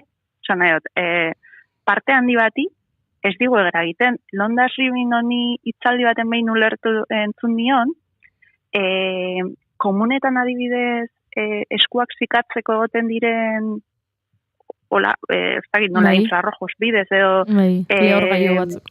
Bai, pizten dien lehorgailu horiek, probak eginak zeuden azalatzuria daukagun pertsonakin, eta beraz, ez zuten funtzionatzen azala beltzara nagoa, edo, bueno, zuria ez zeukaten pertsonekin, ez? Olako kontuak. Hor, genero ikuspegia zertatzen dozu nenean, daukasun emaitza, askoz ere, bueno, erabilgarriagoa izango da, pertsona gehiagontzako. Gizarte oso antzako, ez? Aldala. Esaten dute baita, ez? IMCA edo, ez? Masa korporala neurtzeko indize hori ere, gizon zurientzat pentsatuta dagoela, eta ez? Beste zuria ez den beste edozeinentzat ez duela balio, gorpuzkera eta desberdina delako. Bai, pentsa, gaur Maria Angeles Zaiek ere emandu adibide bat nik behintzat ezagutzen ez nuna, aipatzen zigun zelan, bueno, ari izan berbetan, segregazio hori gizarte zientziak, osasungintza eta teknologia eta zientzia gogorragoak deitzen ditugun hoiei lotute eta zelan ikasleek 15 urte ingurukin hautatu behar da benien, hautaketa hori orientazioa gaur egun asko oinarritzen da antza handi baten testetan. Probatua dago ikerketak egina dituzten Espainiako ministerioan, zeinetan ikusten den emakumeok eta gizonok ezberdin jotzen dugun eta ezberdin jokabide ezberdina daukagu testetan. Emakumeok gure perfekzionismotik erantzuna ez dakigunean, gure joera da zuri sustekoa galdera hori. Eta test konkretu horietan horrek suposatzen du, bataz beste emakume eta gizonen artean 600 puntuko aldea. Wow. Eta horrek gero eragiten digu, oinarritzen dugu gure erabakia testoien emaitzetan neurri baten, hortan oinarritzen dugu, bueno, eman didan emaitzak ez dirudi horren ona izango nazena, disiplina hontan beraz beste hau hautatzen dut. Bueno, holako kontutan gaina jakitun bagara, hain desberdin jokatzen duguna, bueno, neurriak hartu beharko lirateke eta eraldaketak. Berriz ere igual, berplanteatu beharko dugu zelan egiten dugun orientazio hori, zelan antolatzen ditugun hainbat kontu, ez? Ari gara agian errealitatearen ikuspuntu ilun xamarra ez dakitez, mai gainean jartzen, baina aipatu nahiko genuke baita ere, edo hori uste dugu behintzat, azkeneko hamarkadetan pixka bat aldatu dela egoera, ezta? Eluiarrek hamarkadak daramatzala emakumeak zientzian duten presentziarekin kezkatuta, eta horren adibide da besteak beste, 2001 urtean egindako emakumeak zientzian kartajokoa, eta adibide bat da, baina 1000 aipagin itzazke. Nabariak dira, azken 20 urtetako aldaketako, beruntzgoaz? Bai, hontan ere, prisma dependen non jartzen dugu. Nik esango nuke, agian ez dut irakurketa hori egin kopuru absolutuetan egia da, eta begira da beti jartzen da, zientzia eta teknologia oso gogorretan emakumeak nun dauzen, moten dau egoera latza dana. Guk egiten dugun lanetik, esango nuke azken 20 urtetan gauzak desente aldatu direla. Gizartea ere aldatu dan enean, ikerketa zentruak ez dire irlak, eta gizartean parte dira, eta gizartean gauden pertsonok eta feministak ere ikerketa zentruetan sartuta gaude, edo sartuta daude. Eta horrek zerrera dau, erakunde mailan esango nuke lanketak ikerketa zentro guztiek dauzkate berdintasun planak, martxan dituzte, edo gehienek, martxan dituzte programa espezifikuak eta politika espezifikuak egoera aldatzeko, laneko kulturetan eragiteko, hortaz, esango nuke baiet, saiakera bat badago nasumetik, egia da, ekosistema horretan beharra daukaten askotan edo muga topatzen dute eta hortik etorri da kongresu honen pizgarria hortik zetorren, ez? Etzen dira momentu batera zeinetan eurek ezin dute eragin. Zer baloratzen eta zer estan baloratzen karrera akademikuan. Horrek ero arrakaletzen eragina daukana. Hori ez du ikerketa zentro bakoitzak erabakitzen, hori maila gorenago bateatik dator. Horregatik aipatzen genuen, paradigma aldaketa horretarako aliantza eta elkarlanen katebegi bat sortu behar da, eta kongresuak badauka sede hori, behintzat pizgarria hori izan da, ez? Zaiatu gaitezen, eragile horiek ona ekartzen, eta ikusarazten zeintzuk dien beharrak, eta hortarako elkarlana, pizten, pizgarri bat izan nahi. Eskerrik asko Naiara Arri, Eluia Raulkularitzako teknikariari, gurekin kafetxo virtual hau hartzeko tartea hartzeagatik eta kongresuaren nondik norakoak kontatzeagatik. Espero dugu ondo joatea, bai gaurko eta biharko saioak, eta esan bezala, politika publikoetan eta aurrera pausoak ematea hemendik aurrera berdintasuna bultzatze aldera. Mila esker zuoi, plazerra izan da, eta bagoaz benetako kafi hartzera bain. Gero arte. Honin.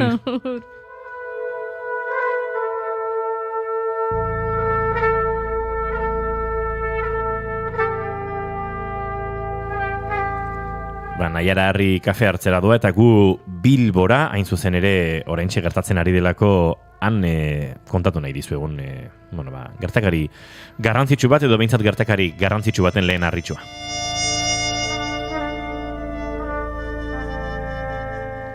Inigo gaipatu bezala, oraintxe hasi da La Bolsa eraikinean Euskal Herriko hainbat eragilek Palestinarekin elkartasuna ekimena aurkezteko deitutako prentsaurrekoa. Bertan azaldu dute, egun hauetan Palestinan gertatzen ari dena Palestinako estatu sionista 75 urteko kolonialismo, apartheid eta garbiketa etnikoaren eta Gazako zerrendaren aurkako blokeo testu inguruan soilik uler daitekeela.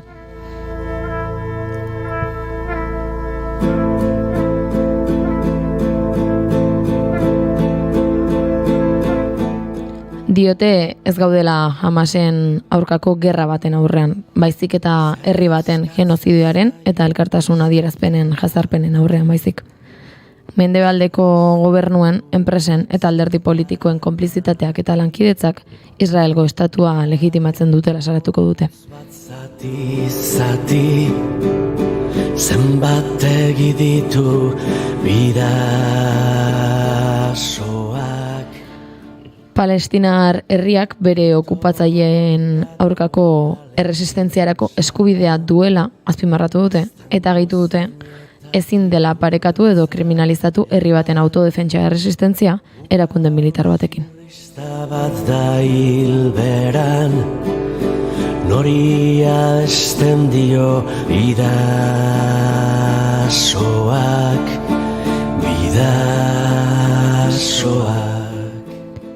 Honen guztiagatik aurkeztu dute Palestinarekin elkartasuna ekimenak datorren larun batean emango dela. Urriaren 28an, hau da, Seiretan, Bilboko Jesusen bihotzetik egingo du manifestazio nazionala, antolatu dute manifestazio nazionala, eta horrela Palestinarekiko elkartasun aktiboa erakusten jarraitzeko gonbidapena luzatu diote Euskal Herriari. Eragile ezberdinak eta jarraipena izango duen aldarrikapen bat izango da Palestina askatu eta Palestinarekiko sarraski eta genozidio hau gelditzeko eskaera. Larun batean izan zen Donostian, igandean izango da Bilbon, jarraituko dute manifestazioek astean zehar ere, baina tira, esan da bezala, garbi gera dadila, elkartasun aktibo hori erakusten jarraituko dugula, sarraskia jarraitzen duen bitartean eta kasu ondoren ere bai.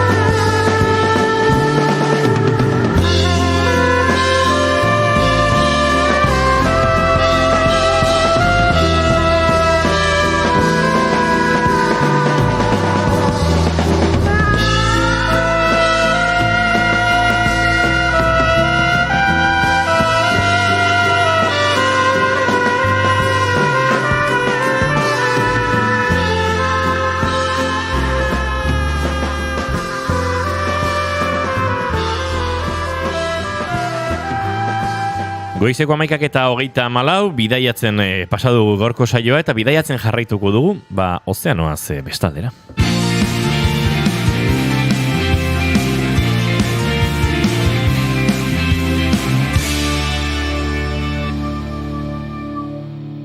Naiz irratian, bigarren kafea. Working hard, yeah right, picture that with a Kodak. Or better yet, go to Times Square, take a picture of me with a Kodak. Took my life from negative to positive, I just want y'all to know that. And tonight, let's enjoy life. Pitbull, Naya, Neo, that's right. I want all of you tonight. Give me everything tonight. For all we know, we might not get tomorrow. Let's do it tonight. Badira hainbat kirol euskaldunak kontsidera ditzakegunak, edo sorrera behintzat Euskal Herriarekin lotzen duguna. Horietako bat izan daiteke zesta punta pilota jokoa.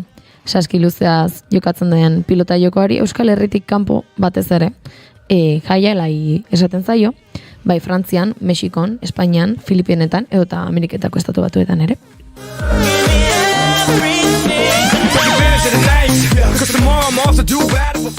Munduko joko bizkorrena omen da, pilotak hartzen duen abiadura dela eta.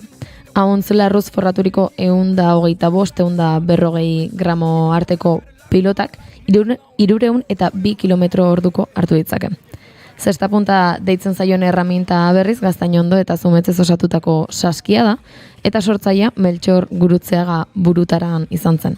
Arkasmatu zuen zesta batik bat eskumutur lesioak eraginda. 19. mendean Latinoamerikan eta Filipinetan zehar edatu zen eta 20. mendearen hasieran ustekabean bere herritarrak obsesionatuko zituen herrialde batera iritsi zen. Estatu Batuetara. Euskal Herrian kirol tradizional gisa hasi zena 30ko hamarkadan New Yorkeko eta 70ko hamarkadan Miamiko ikur bihurtu zen, batez ere bitoki horietan finkatu zen Euskal etorkinen etorreragatik. Ernest Hemingway idazleak bere ikuskizunik gogokoentzat jo zuen. Azkarra ikusgarria eta alaia da, eta gainera arrisku handia du praktikatzen dutenentzat, adierazu zuen idazleak. Ez zaio arrazoirik falta.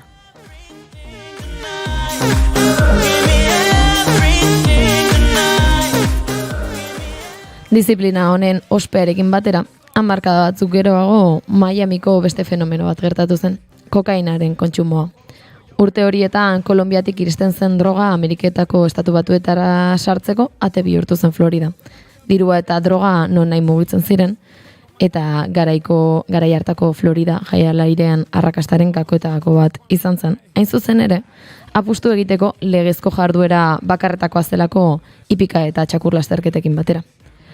Horrek aberatsak, ospetsuak eta batez ere gangsterrak ekarri zituen Euskal Kirolau droga trafikoaren eta bestelako delituzko jardueren diru beltza garbitzeko aprobetxatzen zutenak.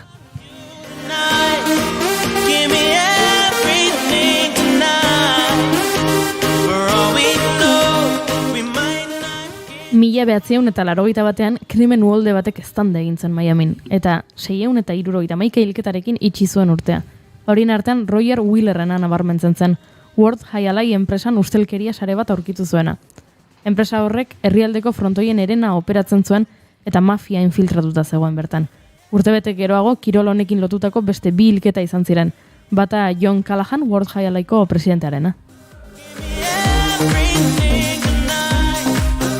Ustelkeria eskandalu nabarien ondorioz jaialaiak garrantzia galdu zuen 80ko hamarkadan. Baina Floridan, Habanan, Mexikoko hiriburuan, Jakartan edo Manilan frontoiak bete zituen euskal pilota modalitateak beste gorakada bat bizi du gaur. Disiplina horrek desagertzera kondenatua zirudien, baina badira orain berpizkundea bultzatzen ari diren enpresaburuak. Nola World Jaialai League sortzen, Casino Magic Cityko frontoian kokatutako zesta punta profesionaleko proiektua. Publiko orokorrarentzat erakargarriagoa izan dadin, zelaiaren neurriak murriztu eta jokoaren arauak aldatu dira. Tenisaren antzekoagoa bihurtuz, erritmo azkarragoekin eta puntu laburragoekin. You better dance, let's make a night. You won't remember, I'll be the one. You won't forget.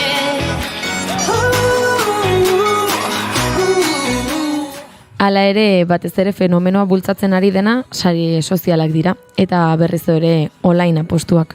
TikTok taldean, ligako kontu ofizialak, 300.000 jarraitzailetik gora dauzkaia danik, gehienak millennial edo generazio Z generazioa deiturikoak. 80ko hamarkadako Miamiko jaialairean adierazgarri izan zena, ezagutzen ez dutenak.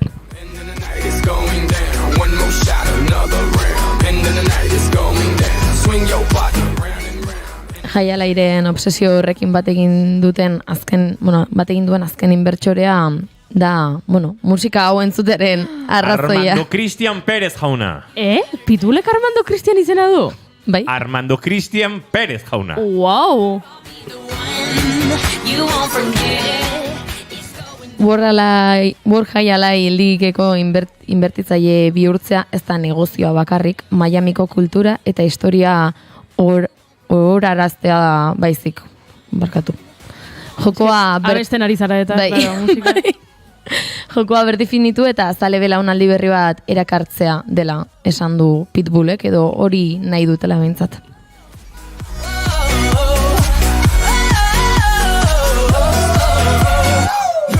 Bueno, Pitbullekin batera beste hainbat kirolari ohi famatuk ere egin dituzte haien inbertsioak liga honetan, baina nik, Pitbull ekarri nahi nizuen, azkeneko aste hauetan oihartzun handia izan duelako bera bertan sartzeak eta zuen iritzia ere eskatu nahi nizuelako. Pentsa, goiurik ja jertxea jarri dozkutan pixkat hip-hop biroan. Nik aipatu behar nizuen, duela egun batzuk ikusi nuenean, Twitterren ikusi nuen naiz eta bideo TikTokekoa den Pitbull beraren, hau da, gure Armando, Cristian Perezen bideo bat jaialai hitza esanez, pentsatu nuen adimen artifizialarekin sortutako bideo bat zela.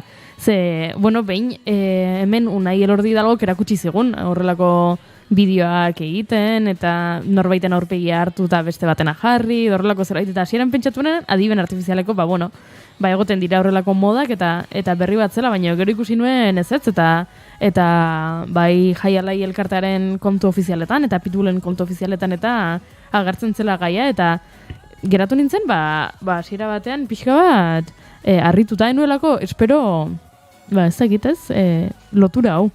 Pitbull eta zestapuntaren arteko lotura hau. Baina zestapuntaren historia pixkat ondo ezagututa, bere, ez dakit, DNAan hori eraman du, Euskal Herritik atera zan momentutik. 80ko hamarkadan Manilan, edo Mexiko hirian, puntista on bat Lionel Messi zen. Erotzen zuen jendetza, zan izar ikaragarri bat, eta bazuten, diru asko lortzeko gaitasuna, fama oso izar bihurtu ziren, oraindik sare sozialak noski ez, eta telebistak ere alako pixua agian, ez zuen urteaietan, edo, bazuen telebistak bere pixutxoa, baina fenomeno ikaragarriak ziren. Bai, jokalari hoien baten esanak eta irakurri ditut, eta aipatzen zuten une haietan zestan aritzea izugarria zela, ze frontoian bertan zegoen giro eta soinu guztiarekin pelotaren soinua ere ez zutela entzuten paretarean aurka jotzen zuenean, eta ez dakit izugarria zela unean bizitzen zutena. Egia da, gaur egunera ekarrita, agian etzala infamatua izango, nik ustet sare soziali garrantzia handia eman dietela orain, generazio gazteagoek ere bizitu dezaten kirol hau eta ezagutu dezaketen, eta ni momentu batean sartu naiz TikTokeko kontuan, eta da, egunerokotasunean bideoak igotzen ari dira, azaldut gauzak edo puntu bereziak erakutsiz, eta horrelakoak. Niri asko gustatu zait Twitterren gertatzen ari dena, esan bezala, Junek esaten zuen bezala, orain belaunaldi berrien gana iritsiko da kirolau, eta dagoeneko gertatzen ari da.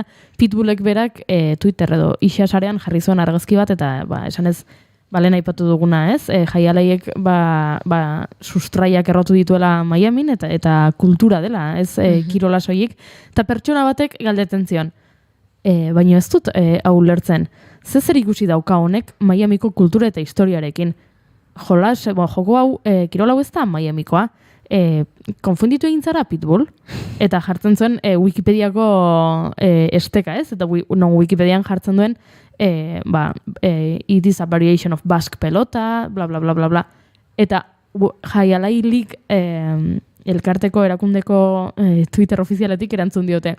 Aurten, jaialai eta Miamik egungarren urteurrena ospatuko dute, uste dut dagoeneko esan dezakegula Miamitarrak garela, ez da? Pentsa, Miami 1886an sortu zen, hiria bera, alegia, 127 urte dituen hiri bat eta zari gara. Beraz, astapenetatik dago presente jaialai eta dago presente zestapunta. Gure kultura ikuspegi eurozentrikoan, badiruditena oso iraganera joan behar dela. Miamik izango zuen indigenen presentzia lur haietan, baina hiri bezala, oso modernoa da, oso berria da, eta, kultura eta tradizioa, pixkat birpentsatu egin behar dira nola baiz, I'm no liar, she burned up the spot. Look like Mariah, I took another shot. Hold her, drop it like it's hot. Dirty talk, dirty dance. She a freaky girl, and I'm a freaky man. She on the rebound, broke up with an ex, and I'm like Rodman, ready on deck. I told her wanna ride out, and she said yes. We didn't go to church, but I got. Egia da gero, mendeta pikun gauz asko gertatu direla, ez? Miami kubatarra, kubaren presentzia, gaur egun pixkat isidentziaren hiriburu bezala, pixu historiko handia dauka, onda piku urtetan, baina 100 urte horietan gutxu gara bera, jaialaia eta zesta hor egon dira, zeharka, eta nik uste, Pitbullek ondo esan zuela, besterik gabe. Beste pertsona batek jarri du, nothing more 305 than jaialai. Hau da, ez dago, jaialai baino 305 agorik. Honek zesan nahi du, 305 da Miamiko postakodea. Eta honek esan nahi du, ez? Miamiko nortasunean guzti zerratuta dagoen zerbait dela jaialai. Da, jaialau eta 305 postakodea elkartuta. Eso, postakodea identifikazio modura, movimendu moderno bada, azken aldian asko ikusi dut. Galdera da, Galdera da, bai. Ea modernoa den. Ez dakit, nik enuen nere gaztaroan 20 lareon jartzen Bilbora bisitan joaterakoan Tolosarra nintzela dirazteko. Nere herrian batez ere ez dakit den, ez nuke esango rap, baino bai trap estilo hori garatu duten gazte batzuen artean eta asko erabili dute, ze gure 20.000 egun da, eta 20.100 erabiltzen da, ze gainera eskuekin egin daiteke, zenik horrela jartzen baldin baditut 20 eta bat, bi bat dago, beraz asko ikusten da hori, baino bai horretan batez ere trap mundu. Egia da, begira nik horrela identifikazioa edo nortasunaren adirazlea gisa lehenengo aldiz entzun nuela, gaztetxoan nintzenean egin zen famatua telebistan WWE edo lucha libre, baina gezurretazko hauek, ez? Koreografiatuak diren borroka hauek ospetsuak egin ziren, eta bat zegoen horietako bat Rey Mysterio izena zuena, eta berak abesti bat zuen eta guzti, eta zen buyaka 619, buyaka Rey Mysterio, eta 619 da bere San Diegoko postakodea, beraz Kaliforniako San Diegokoa da, eta beti bera agertzen zenean rinera, eta beti musika 619, buyaka Rey Mysterio, eta da postakodearen gatik. Nik pentsatzen nuen, nik beti abestu dut hori, edo beti eukidut hori oso presente bainoenekin postakodearen azela. Modernoarena beraz erantzun didazu, bai, trapa ez dakit, 80 markadakoa da estatu batutan, baino Frantziar eta Espainiar estatuan uste dut 2000 urteak ondo sartuta iritsi zen zerbait zela, ez beraz, ez dakit, azken hamarkadako joera izan daiteke postakodearena, gutxera, pixka gehiago akaso. Odei Barrosok ere erabiltzen du, aipatzen du, ez dakit periferiak abestian den, edo behintzat terapia diskoan aipatzen du nien aiz 6 64 garren, ez, Frantzia banatzen da, eta 64 garrena, ez, era ez dela Frantziarra sentitzen adierazteko esaten dula, ez, ni ez naiz 6 Beraz, bai, erabiltzen da, hori, agian bereziki, musikaren, traparen, eta mundu horretan. Bai, ez dut imaginatzen politikari bat, esan ez. Ni 6 bat behatzi naiz. Ez dakit ez, arraroga iruditzen zait, bai dela beste giro hortakoa.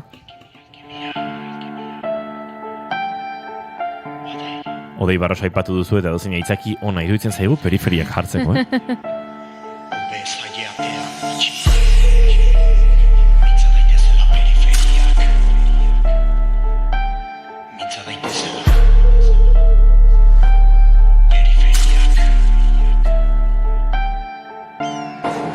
Ez alda gauza ikaragarria, gure erregela, Ez alduzu uste denik larria hola banatzea pastela. Anzten gaituzte ez da berria badakigutak itela. Iduri luke Euskal Herria bidasoan bukatzen dela. Etikaz, musikaz eta politikaz aritzen dira ardilarruz jantzirik. Handikerietan tikien hitzak maiz ez du izaten garrantzirik. Aspalditik euria ari du zer gira ari gu. Ongi dakigu Euskal Herriaz mintzo zaizkigu zazpitatik irua antzirik. Ei, zergatik bi alde, denei egin aldikute galde. Zer da iparralde, hiru lurralde daude orotara zazpiala. 6, non ditu mugak idatzi, marrak ebatzi, galde egin gabe. Estereotipoz ez jantzi, etzazu antzi, hemen frantzin ez zaude. Ardure zaragoa irera doaz balak, argiak baino gehiago erraiten du itzalak. Gaurkoak lengoak, zatiketazkoak ofizialak, baina ez aldira handiagoak ditugu mugamentalak. Ete beri begira, aski argi da, nun jokatzen den partida. Teleberrian gure hauteskundeak laugarren albistea dira. Ondartu baino nola heldu naiz ni onaino. Egozentrismo hitza atxerekin igazteraino. Erdigunean begia. Eta beti boom egiten digu, Odei Barros. Esaldi hori iruditzen zait, oldartu, onartu, baina nola heldu naiz ni oraino egozentrismo hitza atxerekin idazteraino. Eski, Odei, tio, eske, jazta, eske... Jokua pasaduzu. Jazta, eta orain, eske, zertarako Grammy sariak rap abeslari honena, zertarako Euskal Herriko Bertsolari txapelketa ez dago inor, Odei Barrosoren mailan. Izanagatik sendoa gogorra, darrik ez badu txik da enborra. Ez da derrigorra, izatea zilborra. Etzen duten antziko horra, Nafarroarekiko dugun zorra. Gure gora pilotan, gu borrokan, hain modu prekariotan. Ez dira gutxilotan, gu zilotan, hau ezin da utzi hortan. Ulertzera iritsi, nahi dut lehen bizi, gu zergatik bi mundutan bizi. Aurre iritzi, itxi, oiei, hobe zaileatea, itxi. Gauzak aldatzen dira mantxo, gaur da atzo, jaso dugunetik eraiki gira, begira, nola ez egin paso, ustezko euskaldunek ere deitu banauteka batxo. Oiek erkidetik, gure erpinetik, ez goaz bide berdinetik, izanekinetik, nola ezinetik egiten dugu girenetik, oien aldetik, oien taldetik, baztertu gintuzten estalpetik, eguzkia baino gehiago ateratzen ari da ekialdetik. Erdigunean begiak. Oso ona da, periferiak abestia, Odei Barrosoren periferiak abestia, baina NR-a ez da sailau da N lurretik abestikoa eta ez periferiak abestikoa, konfunditu egin naiz. Sentitzen dut, entzule maite. Etzen nuela ziur. Bai, baina, bueno, norbaitek entzun nahi balin badu, edo jakin nahi balin badu, N lurretatik abestia nahipatzen du NR-a ez da sailau. Entzun egin du.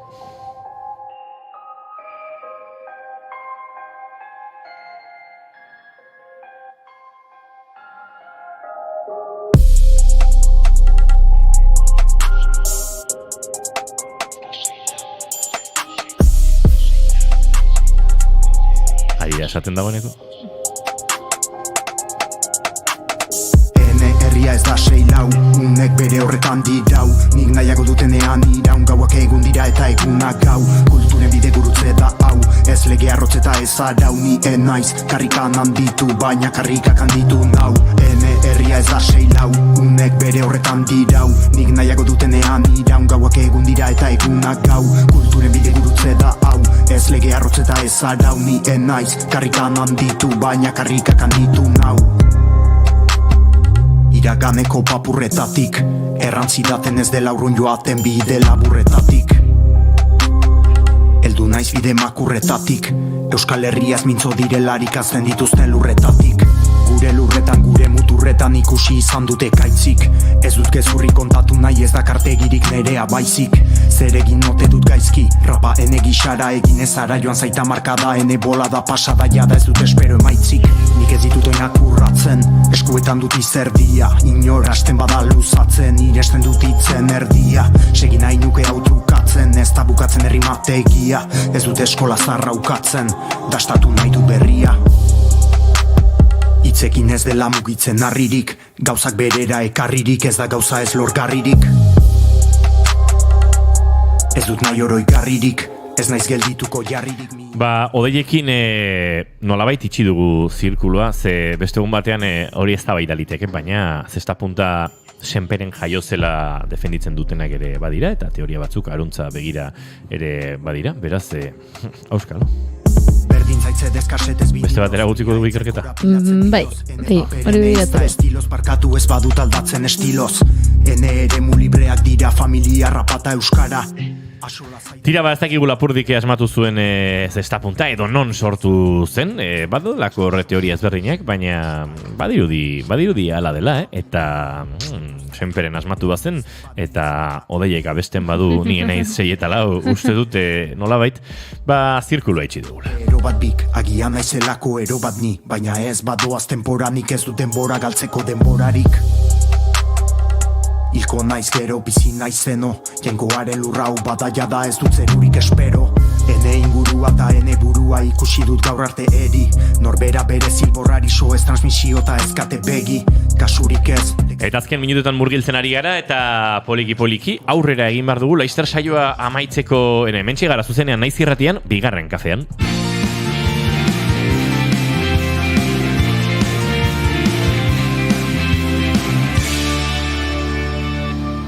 Bigarrenak ez direlako beti okerragoak, bigarren kafea.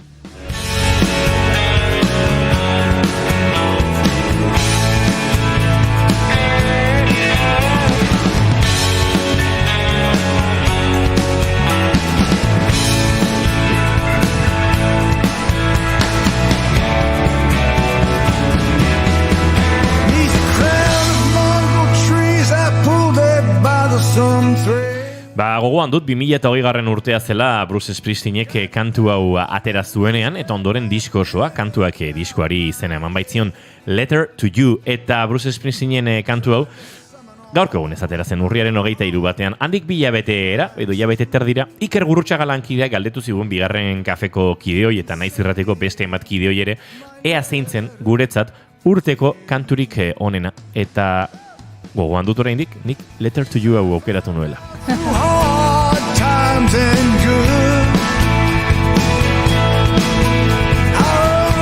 Eta argudioatu nuen esanez Bruce Springsteenen kantuak urteak aurrera egin ala, ez da egito beak diren, baina behintzat okerragoak ez direla, mantentzen duela kantu ederrak egiteko kriston gaitasuna eta energia, eta hau kantu txarra dela.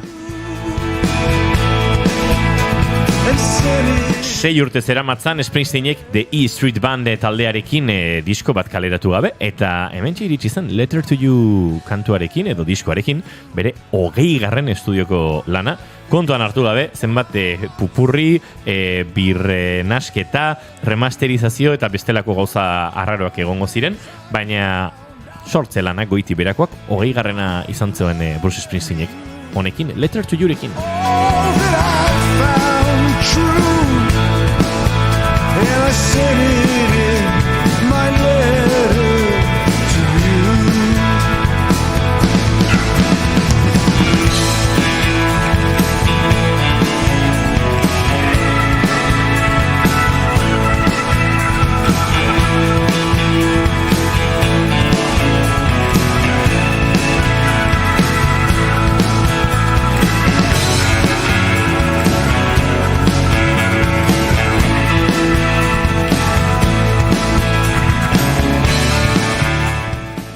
Hogeigarrena izan zen, baino etzen izan azkena, orduztik beste lan oso bat, 4 rekopilatorio, eta duela oso gutxi, Addicted to Romance from the film She Came to Me, ere argitaratu zuen Springsteenek, Patti Scialfarekin batera, beraz, sasoiko jarraitzen du Brucek.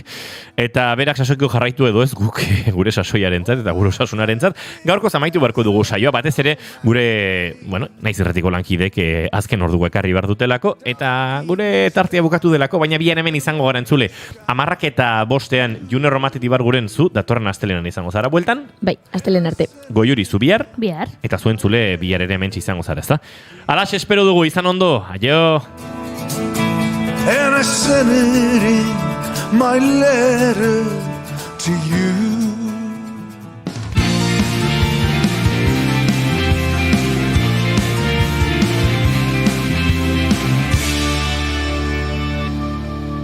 Keep calm and bigarren kafea.